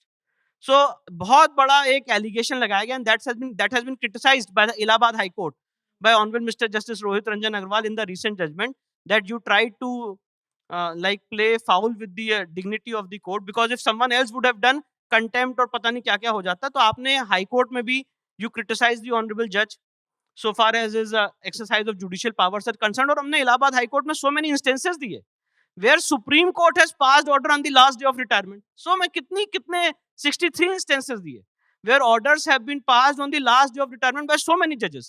So ये आपने सिर्फ एक गलत allegation लगाया था, and ultimately on 31st of January the Honourable District Court, ये मैं third turning point मानता हूँ इस केस का, कि जो 30 साल तक एक गवर्नमेंट ने अपनी पावर का दुरुपयोग करते हुए वहां पे पूजा रोकी थी, वो ऑनरेबल डिस्ट्रिक्ट कोर्ट वाराणसी ने 31st January 2024 को स्टार्ट की. और मैं धन्यवाद देना चाहता हूं एडमिनिस्ट्रेशन का कि उन्होंने उसकी कंप्लायंस में तुरंत पूजा स्टार्ट की. ये पूजा वो ही पूजा है जो बराबर हो रही थी, जिसको गलत ढंग से रोका गया, जिसके लिए कोई नोटिस, कोई डॉक्यूमेंट, कोई पूछे कि आपने जब पूजा रोकी थी तो क्या कोई डॉक्यूमेंट दिया था, कोई नोटिस दिया था व्यास फैमिली को कि आप अपील फाइल कर लीजिए लोअर कोर्ट में, हाई कोर्ट में, सुप्रीम कोर्ट में, गलत ढंग से आपने पूजा रोकी थी. तो इंटरिम अरेंजमेंट जो है वो काशी विश्वनाथ ट्रस्ट को पूजा करने का डायरेक्शन है. और मैं एक बात आपके मंच पे बहुत सीरियसली बोल के जाना चाहता हूँ. अटेम्प्ट किया जा रहा है, जब आज और हम आप बात कर रहे हैं, कि वहां पे जो ग्राउंड फ्लोर पे ये सेलर है उसकी छत गिर जाए. अच्छा. यस. और ये हमने कोर्ट में एप्लीकेशन लगाई है. भारी मात्रा में जो नमाजी हैं वहां पे आके नमाज पढ़ रहे हैं, उसके ऊपर ही पढ़ रहे हैं, क्योंकि काफी ओल्ड स्ट्रक्चर है और कभी भी ऐसी सिचुएशन हो सकती है कि वो छत गिर सकती है. तो हमने ये कहा है कि उस एरिया में जहाँ पे सेलर है उसके ऊपर या तो उनकी एंट्री रिस्ट्रिक्ट कर दें और उस सेलर का रिपेयर कराएं. तो ये सारी मतलब एक जिसे कह सकते हैं चीजें चलती हैं. In the court and outside the court also. Yes. और एक चीज और आपसे पूछनी है जल्दी से कि यही जो आप विक्रम ने भी काफी बारी कहा है कि आपको क्रिटिसिज्म की तो आदत थी, आपकी परवरिश ऐसी हुई जहां आपने बहुत सुना, पिताजी को बहुत सुनाया गया, पर ये जो फिजिकल जो थ्रेट आप एक्सपीरियंस कर रहे हैं उसके बारे में भी हमें थोड़ा बताइए। नहीं देखिए, actually we don't take this threat seriously as long as we are very much involve in our cause. मेरे फादर ने मुझसे एक बात कही थी और वो बात मेरे को मतलब हमेशा घर कर गई। जब हम and it was exact day I remember 6th of May 2022 we were going to do survey of this Gyan Vapi premises advocate commission survey, and that time they were in high numbers from Maidagin Chauraha till gate number 4. They were only there in the entire situation, and when we were going, so it was a situation that we will not reach gate number 4. So I asked my father that in this situation, I think we will not be reaching gate number 4, and we had lot of inputs that they will not let us, they will not allow to have this advocate commission happen. And it was not just our apprehension. The Intizamiya committee secretary had given various statements and comments on public platforms that we will not let this survey happen despite court orders. So the result of this appeal was that there were huge number of members of Muslim community from Medagin Chorha till gate number 4. And at that time I asked my father that how will we reach gate number 4? And he's told me one thing, that Vishnu, agar aaj कुछ भी हो जाए, हमें जाना है, अगर नहीं जा पाएंगे तब भी हम महादेव के पास पहुंचेंगे, और अगर चले गए तब भी महादेव के पास पहुंचेंगे, पर महादेव तो मिलने जा रहे हैं। ये उनके अंदर एक बिलीफ था कि महादेव तो मिलने जा रहे हैं, तो तुम चलते रहो। And trust me, I don't know what courage he had and I had. I also still मतलब I can't just recollect तो करता हूँ, अभी भी बड़ा एक रोमांच हो जाता है कि कैसे हम लोग पहुंचे हजारों लोगों की भीड़ के बीच में निहत्ते गेट नंबर 4 तक, और सिर्फ ईश्वर ने हमें बचाया। और ये एक उदाहरण है, ये एक उदाहरण है कि अगर आपकी लड़ाई सच्ची है, अगर आपके मन में विश्वास है, अगर आप कोई काम सच्चे मन से कर रहे हैं, तो ईश्वर भी साथ देता है। उन सारे लोगों को, सारे लोग स्तंभित हो गए। उन सारे लोगों के बीच हम लोग गेट नंबर 4 में पहुंचे, कमीशन किया, रिपोर्ट आई। तो मुझे लगता है थ्रेट्स वगैरह से काफी ऊपर हम लोग उठ चुके हैं। और मैं ऐसा मानता हूं कि सबसे बड़ी सुरक्षा आदमी की ईश्वर करता है। जी, अगर आपको अपने ईश्वर पे यकीन, अपने आराध्य पे यकीन है, हाँ, तो उससे बड़ी सिक्योरिटी कोई नहीं। पर आपके बगल में जो बैठे हैं उनको तो ईश्वर पे यकीन है ही नहीं।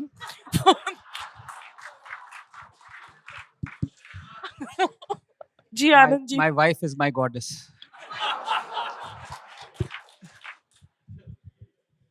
So, thank you so much. It's such a pleasure, first of all, to be sharing the dais with legends, and seeing so many icons in front of me. It's really a pleasure. And what can I say, Vikram? Other than the fact that we disagree on the origins of Mysore Park, I think we agree on everything. By the way, if there are any DMK supporters here, ni hao. And and there were these few DMK guys. They wanted to eradicate Sanatan Dharma. So I want you to know, you can have an army come here. आपके लिए विष्णु जैनी काफी है। एक,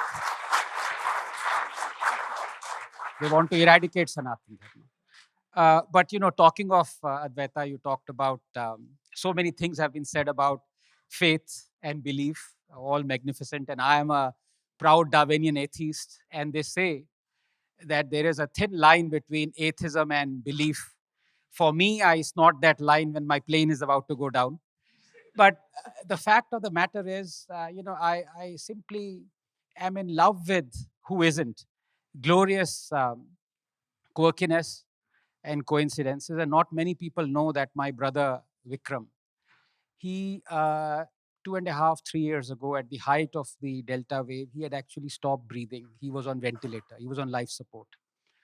And 2 nights continuously, Vikram, even I haven't told you this, that 7 students of BHU, they had a vigil outside Kashi Vishwanath temple. And 2.5 years later, he's writing. He had no idea he's going to write about. In fact, you're rightly saying you were writing about Tipu. You're going to write about Kashi Vishwanath, and here you are unveiling this book. This is one of those glorious coincidences where I would like to forget atheism for a bit and believe in something. It's really magnificent. And Nirmala ji, that wonderful person who's a real inspiration in so many ways, talked about in very laudable terms about resurrection. She talked about Ram Mandir. She talked about Kashi and Ujjain. May I humbly disagree with her? Not because I'm a contrarian, no, absolutely not. But I believe just as there cannot be truth without reconciliation, there cannot be resurrection without reclamation, you know. And Kashi will be the second temple we will reclaim out of the 40,000 Vishnu. And to those who say just 3 are enough, no, even 4 million are not enough. Because justice is just like science, it works on first principles. If the element of gravitation or Newtonian laws work in one aspect, then they are supposed to work universally. Similarly, if you proclaim justice and deliver it for one case, that is applicable to every case 4, 40, 4,000, 40,000, 4 million. Otherwise, you're not meting out justice, you are meting out injustice. And I want to say, when does reclamation happen? Reclamation happens when we are aware of our past. And I've said this before, nations weaken not because of their past, but rather by how they are taught it. For 70 years, 75 years, we've been taught to forget our historical injustices, from Somnath to Kashi Vishwanath, from Babarpur to Bakhtiyarpur, from Bartan to Mathura. And what's worse is the people who've asked us to forget these injustices have tried to make sure that they glorify this, as though to lionize the debasement, celebrate the humiliation. You talk about Qutub Minar, and there is this glory of Islam, the mosque out there that celebrates the destruction of 27 Jain temples. We're not just forgetting it. We are being asked to celebrate the humiliation. And the fact of the matter is, it's not just a few. The number is in millions, and till too long, I included myself in it. I mean, there are legends, icons here who've taught me so much, and there are icons, as I said, in the audience. I mean, I'll just give 2 examples. You have Sanjeev Sanyal, from whose book I first learned that it is not true that after wreaking havoc in Kalinga, Ashoka saw so much bloodshed that he converted to Buddhism. No, he was already a Buddhist 4 to 8 years before he ventured into the Kalinga war. I mean, if ever I see that historian who wrote that, our textbooks, I want to meet him. And or meet him or her. Chances are it would be her. Um, uh, but the fact of the matter is, and we have another example, Piyush ji out there, who has authored such iconic phrases as भाईचारा भाईचारा करते रहते हो, पता तो लगाओ भाई कौन है और चारा कौन है. But the fact of the matter is, from him I learned that it wasn't Veer Savarkar or even Jinnah who was the first proponent, at least in the subcontinent, of the two-nation theory. It was Sir Syed Ahmad. And he did it decades before even Jinnah or Savarkar ever talked about it. And the fact of the matter is that we glorify Sir Syed Ahmad as the beacon of Hindu-Muslim unity. In fact, he was the one who said the revolt of 1857 was an act of haramzadgi. It's true. And Piyush ji is able to say this because he hails from AMU. Pushpendra ji, I'm so sorry. Yes. So the fact of the matter is, all these things were hidden from us. And they were hidden deliberately, because if we don't know, that's half the battle won for them. And, it's just a matter of shame that we have come to this point, this juncture, that what should be absolutely obvious is being fought inch by inch by inch by people like Vishnu Jain and his father.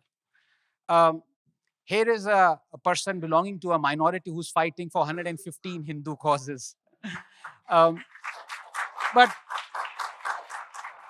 And just last bit, Advaita, on this thing about reclamation and resurrection. I mean, if you were to turn your heads around like an owl, who would you see? Turn your heads around.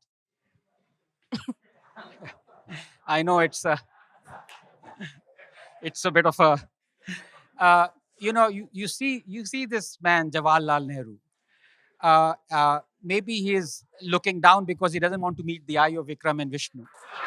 Uh, or maybe he's been drawn like that in a thoughtful pose because he's thinking which book to ban next. Uh, the things we know about Chacha Nehru, who was the beacon of freedom of speech and expression and, held aloft all our first principles. If only we knew the truth. For 70 years, it was hidden from us.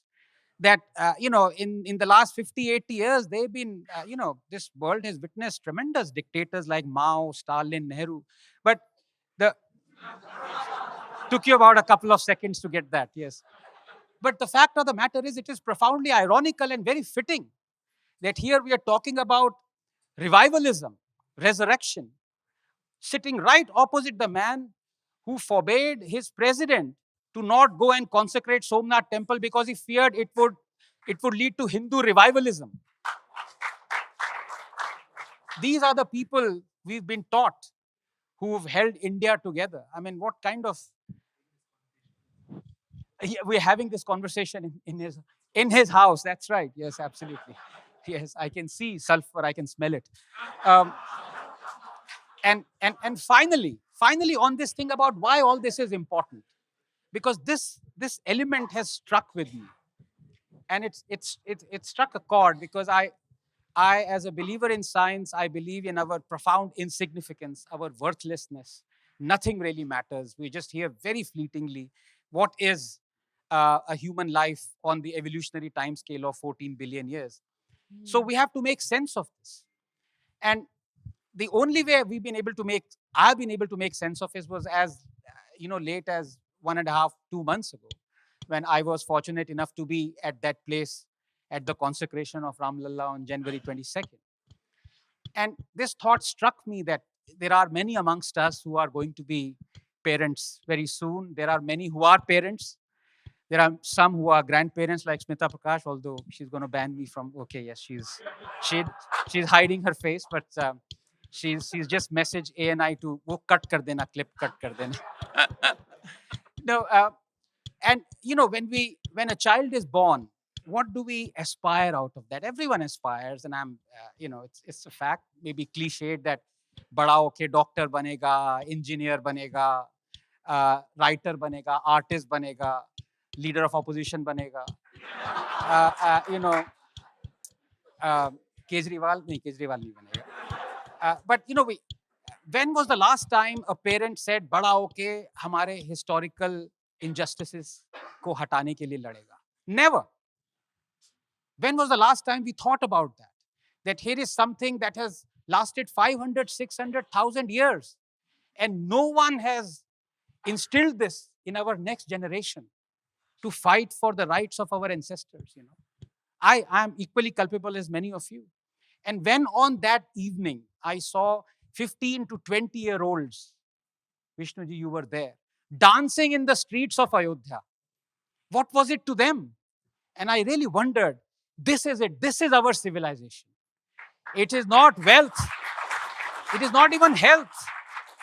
It's nothing except this thing that we are correcting a historical injustice. That for 20 generations, there were people who were seeing a mosque there. 21st is making sure they're going to see a temple there. That was always there. Vikram, I think I shall end there. Thank you. Vikram, asking you about Marxist historians. There are not too many historian parties you're called to, are you? When they have their little get-togethers and tea, and are you ever invited? Oh my God, I have cases against several of them. Forget parties. I think my lawyer is there somewhere in the audience. I saw Raghav Avasthi here. Yeah. But, just carrying forward what Anand mentioned about this distortion and routing the discussion back to Kashi, I'll just say, share one example, and it'll become so glaring and evident to all of you that it is not a rhetorical statement that there has been distortion. Now, there's Masare Alamgiri, which is a contemporary chronicle of Aurangzeb. While he was alive, he let out a lot of his chronicles to Mustaid Khan to write this document. And 2 years after his death, Aurangzeb's death, is when this document comes out. In that, very clearly, in April 1669, there is a farman, Badshahi farman, saying all these evil temples and places of the Brahmins in Thatta, Multan, Kashi, all of this should be demolished. And in compliance with that order, in September 1669, there is a return message saying, as per the Badshah's orders, the temple, including Kashi Vishwanath, and the corrupted form, upper branch of that, has been totally demolished. Now, this is a chronicle document of that time itself and why Aurangzeb did it as well. Now, after independence, just imagine how this was changed by, again, what Anand mentioned, the Nehruvian Marxist consensus. So there was this gentleman called Dr. Bishambar Nath Pandey, who in this book, Islam and Indian Culture, he was a very, very celebrated scholar. He was also, a Congress party member. He went on to become the governor of several states. It's wonderful how those two go together so easily. Yes. And won several awards, Padma, Sahitya Academy, all these different things. He wrote in this book, Islam and Indian Culture, the actual story behind why Kashi Vishwanath Mandir was demolished. And that's a fascinating account to share with all of you. So according to this fairy tale of Pandeji, Aurangzeb is supposed to be going on an entourage to Bengal. First of all, I mean, as I narrate the story, I'll also tell you the logical falsehoods and loopholes there. In any of the biographies of Aurangzeb, he never went to Bengal himself. He always sent his commanders. But in his story, it's okay. The year is not mentioned. That he went to Bengal is mentioned. Now, he's supposed to have gone along with an entourage of several Rajput Hindu Rajas and Ranis who accompanied him. Now, they on the way Varanasi comes, and so it's a holy place, and so all the Rajas go and ask permission, saying it's such a sacred spot. So can we stay over for the night, have darshan and puja? And Aurangzeb, being the generous, golden-hearted secular ruler, says, "Chalo, hum aaj yahi ruk jate hain. We'll do puja and go." And the second loophole, the Rajas who asked for permission, they themselves don't go to the mandir. They send their wives instead, all the Ranis. Now, the third loophole, the Ranis of Riyasats of the Rajput states, they go without any security guards. They go just like that to the mandir. They take a dip in the Ganga, then go worship Vishwanath, and they come back. Now, when the count is done, one Rani is supposed to be missing. And that was a Rani of Kutch. Now, all they search for her everywhere. She's not to be found, and so on. And Aurangzeb is enraged. How could one of our entourage be missed? And so he sends all his soldiers to go and search for her. And then they go there, and apparently there is a sliding wall in the temple with a Ganesh ji ki murti. Usko aise hila diya, to the whole diwar aise sarak gaya, and there was a flight of stairs which went to the Tehkana, which was right below the Garbhagriha of Vishwanath. And that was where the soldiers found the poor Rani, bilak rahi thi, nirvastra thi, without ornaments. And when they asked her why, she said, "I was molested by the wicked Brahmin priests of the Kashi Vishwanath Mandir." And this is something that they do routinely. Or any wealthy pilgrim comes here, they molest them, take away their jewels, and so on. And so the Rajas were so enraged. They go back to Aurangzeb and say, "This is a place of Satan, so just demolish this mandir." So Aurangzeb just did not want to do it, much against his will and wish. He was forced. Chivalry. Really forced by all the Hindu Rajas and Ranis, saying, "Jahapana, just break this down." And on their force, there they go and demolish the mandir. Though we don't know which Rani was found in Mathura, which Rani was found in all the other Somnath, other temples that, Who was the historian? Historian, politician, Bishambar Nath Pandey. Now, I think even Ananya Pandey would be a better historian.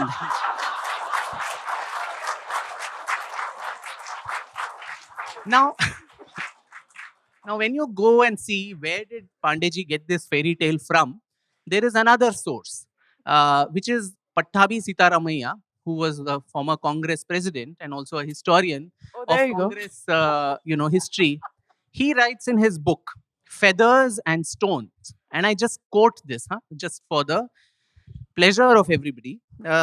This story of the Banaras Masjid was given in a rare manuscript in Lucknow, which was in the possession of a respected mullah who has read it in the manuscript and who thought, who though he promised to look it up and give the manuscript to a friend to whom he had narrated the story, died without fulfilling this promise. This story is little known, and the prejudice we are told against Aurangzeb persists.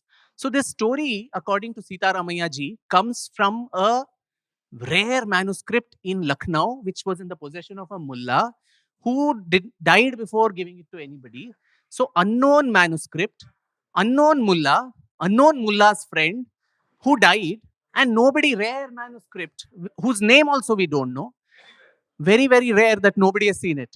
But on the basis of that, this story was first, circulated, and Pandeji quotes that and makes it, more buttressed. And there are a host of other Marxist historians I quote in this book called Gargi Chakravarti, K.N. Panikar, all these people who buttress this. Oh, there was a Sufi rebellion, and the Pandits and the Sufis were always in cohorts with each other, and to crush that, Kashi Vishwanath Mandir was demolished, basically providing cover fire for everything other than the theological and the bigoted, drive that led to the actual demolition. So, in such a circumstance, and actually 3-4 PhDs apparently have, this story quoted in this. And even now, I think when Vishnuji was on some television debate, they were, I think in Hindi or so, there were some people quoting the story, saying, "Arey wo to, that was a den of vices," and so on. Just 2 days back, someone on Twitter told me a similar story, saying that, it was some local chieftain, his daughter was kept captive in the mandir, and that's why the mandir got defiled. When did, a woman's presence actually defile a mandir? So here's the thing. And this was written There's by a new theory that it's actually because you see all the Hindu iconography and sculptures that this was built by Akbar because Deen-e Ilahi. Yes. This was a fusion. Din Ilahi. Then there is also the story that this was actually Dara Shiko's, Sanskrit Pathshala. So basically everything it is Soon other. they'll say it was JNU. And just, I think in January, we had even Professor Irfan Habib, who I think took Quint or so, said, at least he agreed that Aurangzeb destroyed a mandir in Kashi, but ये शिवजी का मंदिर था या नहीं हमको पता नहीं.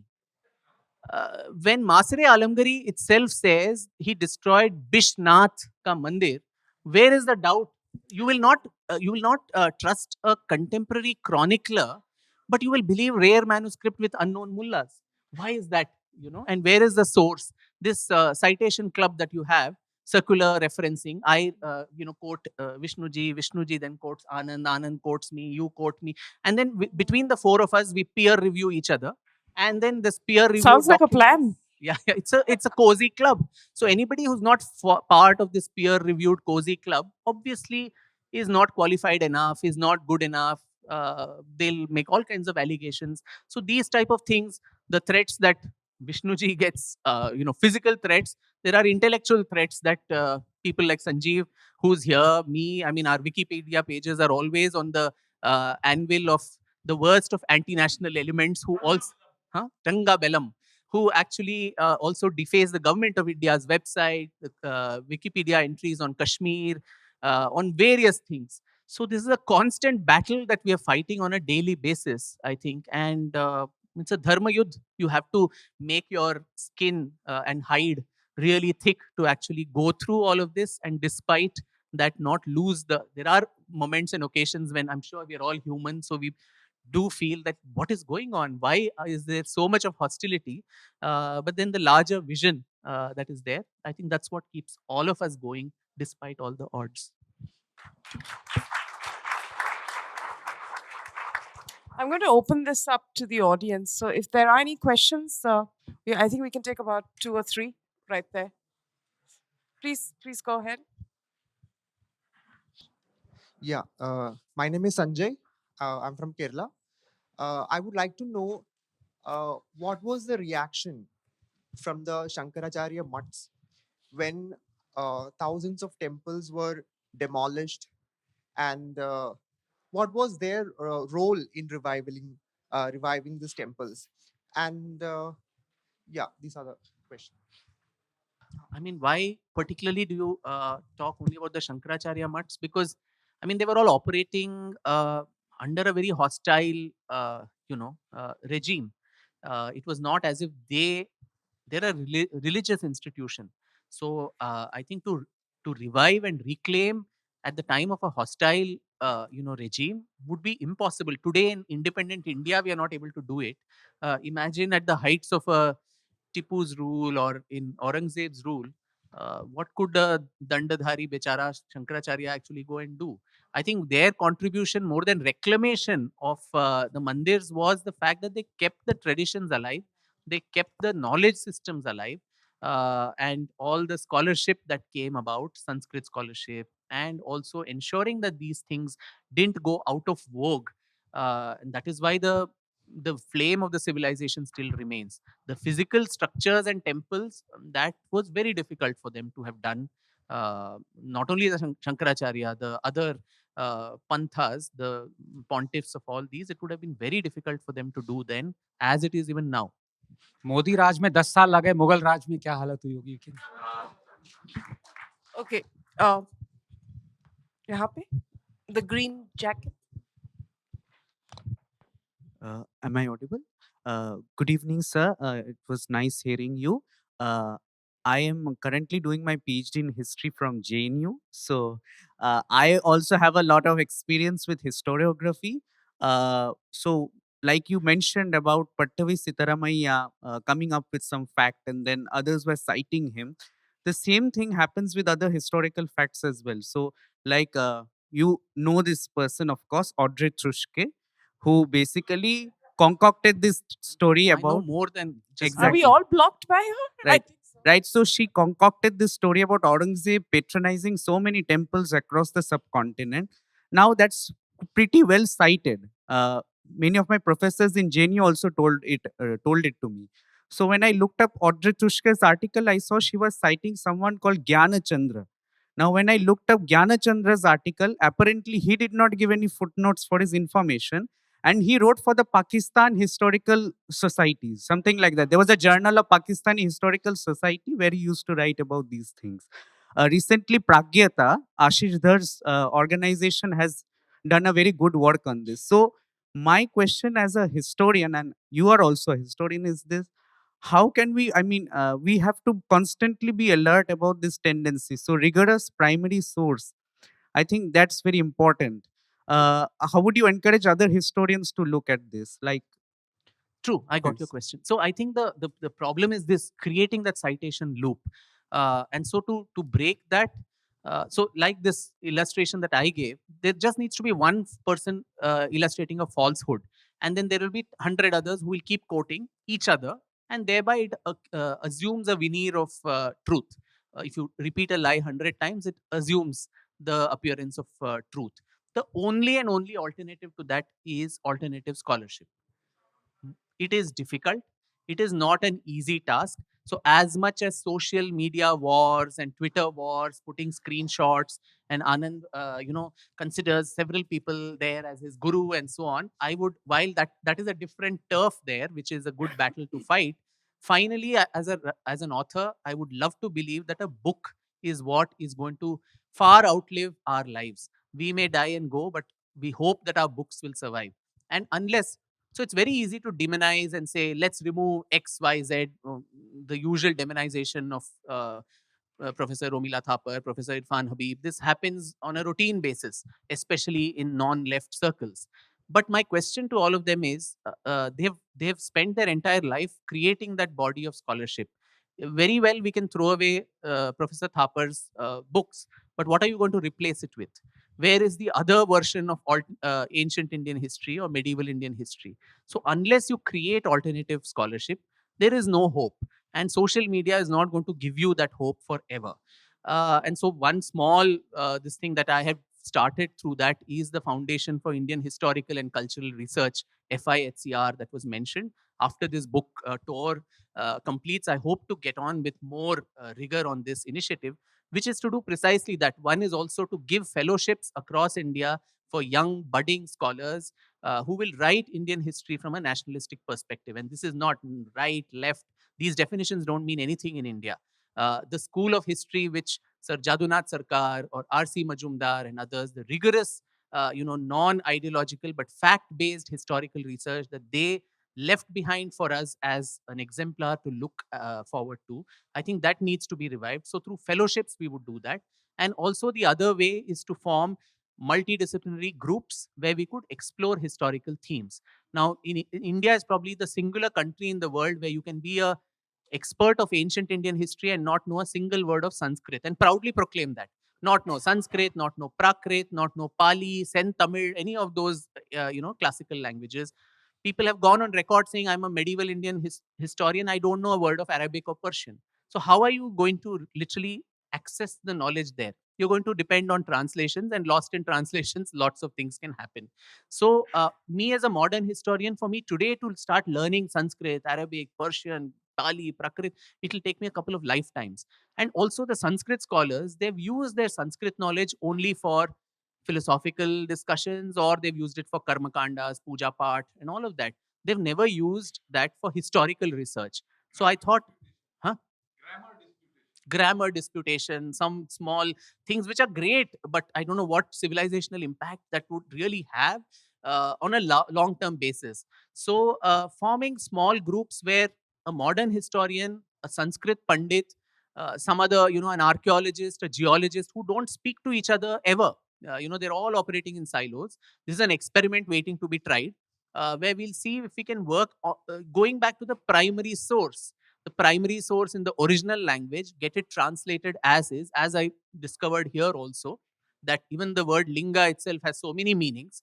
In Sanskrit, every word has some 15, 20 meanings depending on the context. And unless you understand that, you can go to a completely erroneous interpretation of the entire theory.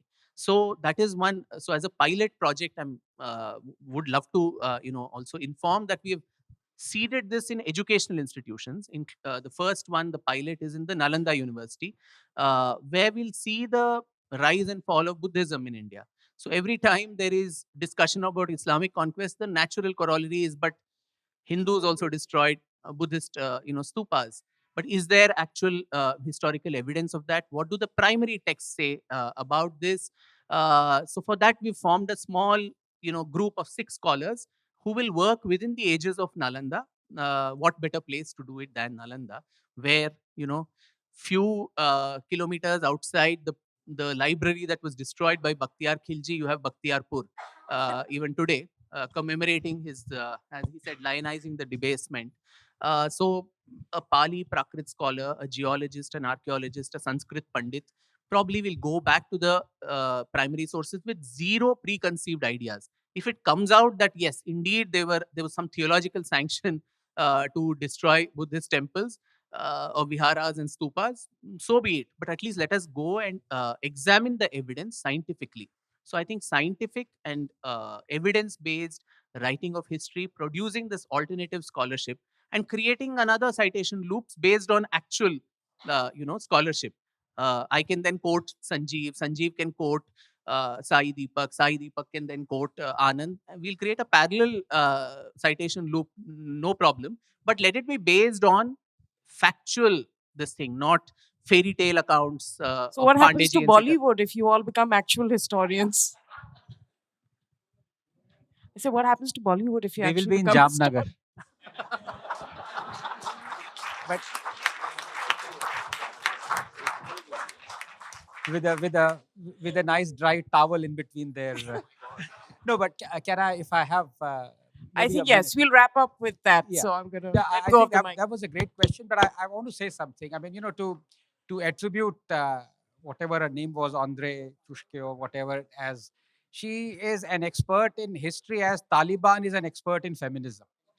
So, but there I disagree with Vikram, because such people will always exist.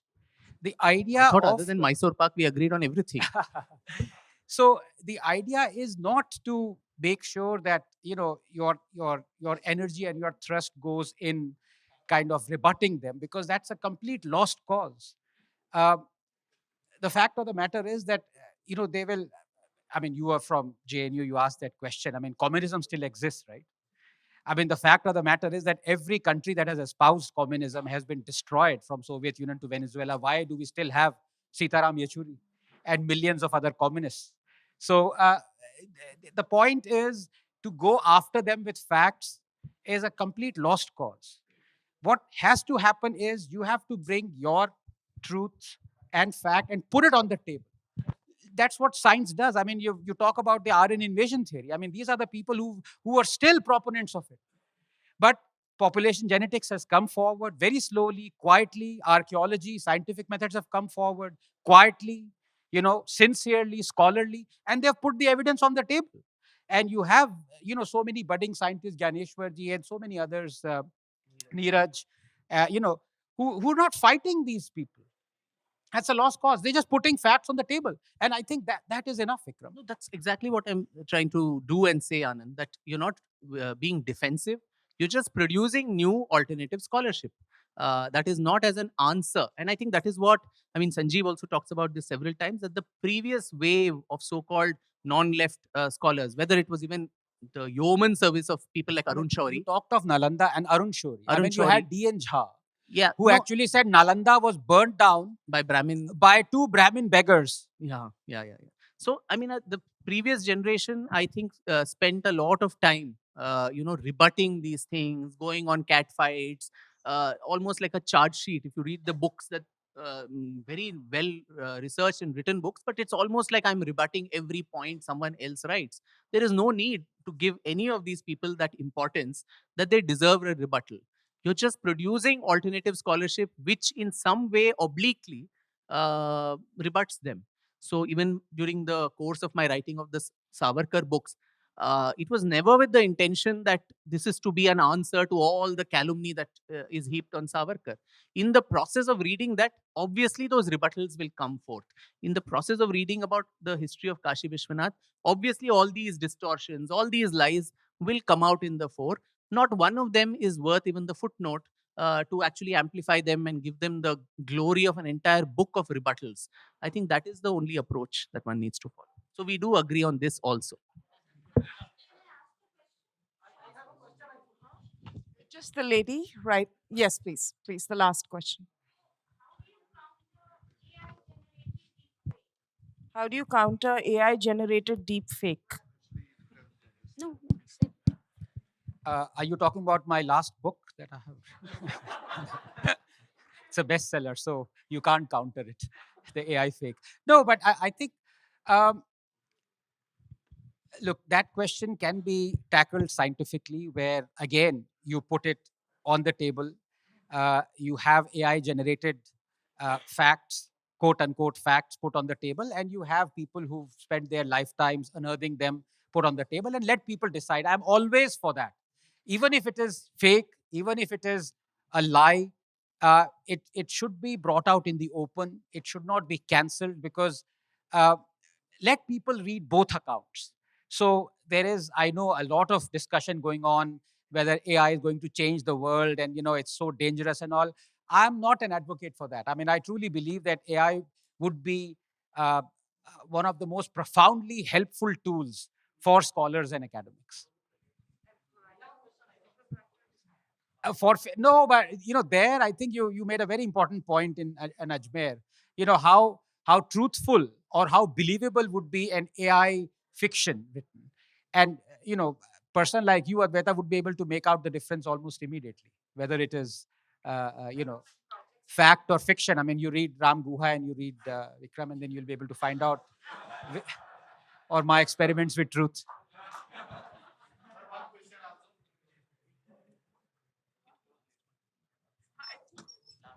Okay, last one, because Shri Vikram has to take a flight.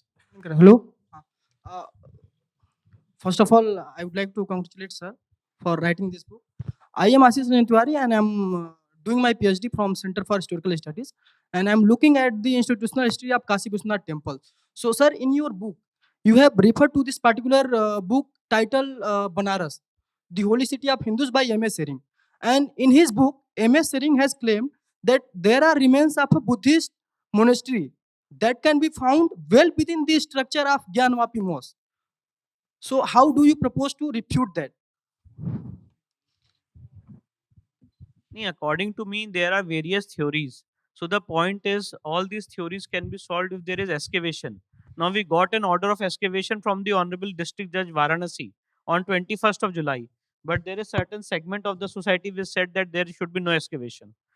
So if you want to find a Buddhist monastery, I have no problem. Please tell Anjuman Intizamiya to be ready for excavation. No, I think And this complete theory of this Buddhist monastery, I think there is no historical first sources who can confirm this theory. Even Ram If you will Temple, they see, were if you will saying see, if was you will read this book, there are sources after sources, the first sources who have proved that this was the ancient abode of Visheshwara, and there's no question of any other deity being there in this khasra number 9130. I am talking very specifically about khasra number 9130. So person can bring theories after theories, but the fact of the matter is the ground reality as well as the historical scriptures prove that this was the place and this is the seat of Visheshwara. now to add to what Vishnuji just said.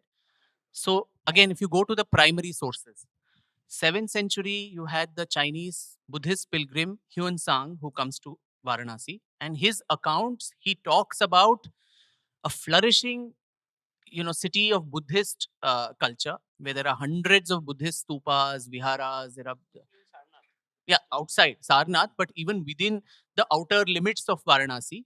And within Varanasi, you had, and he says the non-believers who were there, they were all worshippers of Mahadev, Maheshwar, and there was one very important temple in the city which I went to, and it had a gigantic image which he went and saw, and so on. So 7th century, it seemed to be both these faiths were in coexistence with each other. Now you come to the 10th and 11th century when the Gahadwala rulers took over this place, and after the decline of the Paramaras, the Kalachuris, and all the other North Indian Pratiharas, Gurjar Pratiharas, and so on, then the Gahadwalas established themselves as a major force of North India, shifting the capital from Kannauj to Kashi. And at that time, one of the most illustrious rulers of the Gahadwal kingdom, Govinda Chandra, who in a way patronized the entire revival of Vishweshwar worship, though in reality he was a Vaishnav. He actually, his personal faith was to Lord Vishnu. There was a Bindu Madhav temple, other Vishnu temples which were also worshipped there. But he also patronized the Avimukteshwar, Vishweshwar, and all the other lingas. Now, what is important and interesting is that he had two wives, both of whom were Buddhist. So you had the main ruler of Kashi in the 10th and 11th century who patronized the Vishweshwar Mandir, and in his own family, being a Vaishnav, he was supporting, the Shaiva temples, and he had wives who were Buddhist, and obviously they didn't divorce each other or have a acrimonious marital situation. Yeah, in this site, as he says, there is no proof that way of first-hand sources. Somebody, this kind of, I tell you some story, then you tell that to someone else and find something else. The excavations or the ASI survey reports, none of that show this, claim. So this is, and so when Shivji का मंदिर था ही नहीं, था या नहीं पता नहीं, that window that was opened was precisely for this, to say later on that no, this was Buddhist, this was something else. This is the constant ruse that is used. So till the 11th century, till the time Kutubuddin Aibak comes and destroys Varanasi and Sarnath, while the Buddhist monasteries, which had a monastic order, managed to, the Hindu order, which was not dependent on monasteries, continued to survive. Buddhist monks, which depended on this monastic order, once the monastery was demolished, the faith started slowly declining. So that is, one of the major causes, and that even British writers talk about how the sword of Islam fell on Buddhism and ensured its complete erasure from India, including Dr. Ambedkar, who talks similarly about it. So I think this Buddhist ruse is constantly brought out for contemporary politics without any Can I just primary sources. add something, because this is exactly what happened in the Babri Masjid Ram Janambhoomi thing. There were dozens of historians who said that there was a Buddhist shrine, there was no Ram temple there. And you must hear Hariji, basically rebut them so brilliantly, because in the 2010 Allahabad High Court judgment on it, Historian after historian was exposed for their fraud in front of the judge. Most of them said, I'm not a historian at all. Most of them said, I got this from some newspaper. So none of their claims proved to be factually true. So, the same thing happens again. They bring in this ruse of Buddhist thing. And I've said this before. If you believe there was a Buddhist shrine there, come forward. I will go with you in front of the judge and ask for it to be reclaimed if you have the guts. Don't just hide like a coward. And evidence. Just a quick word of thanks to all of you. What an enthralling, scintillating discussion that was.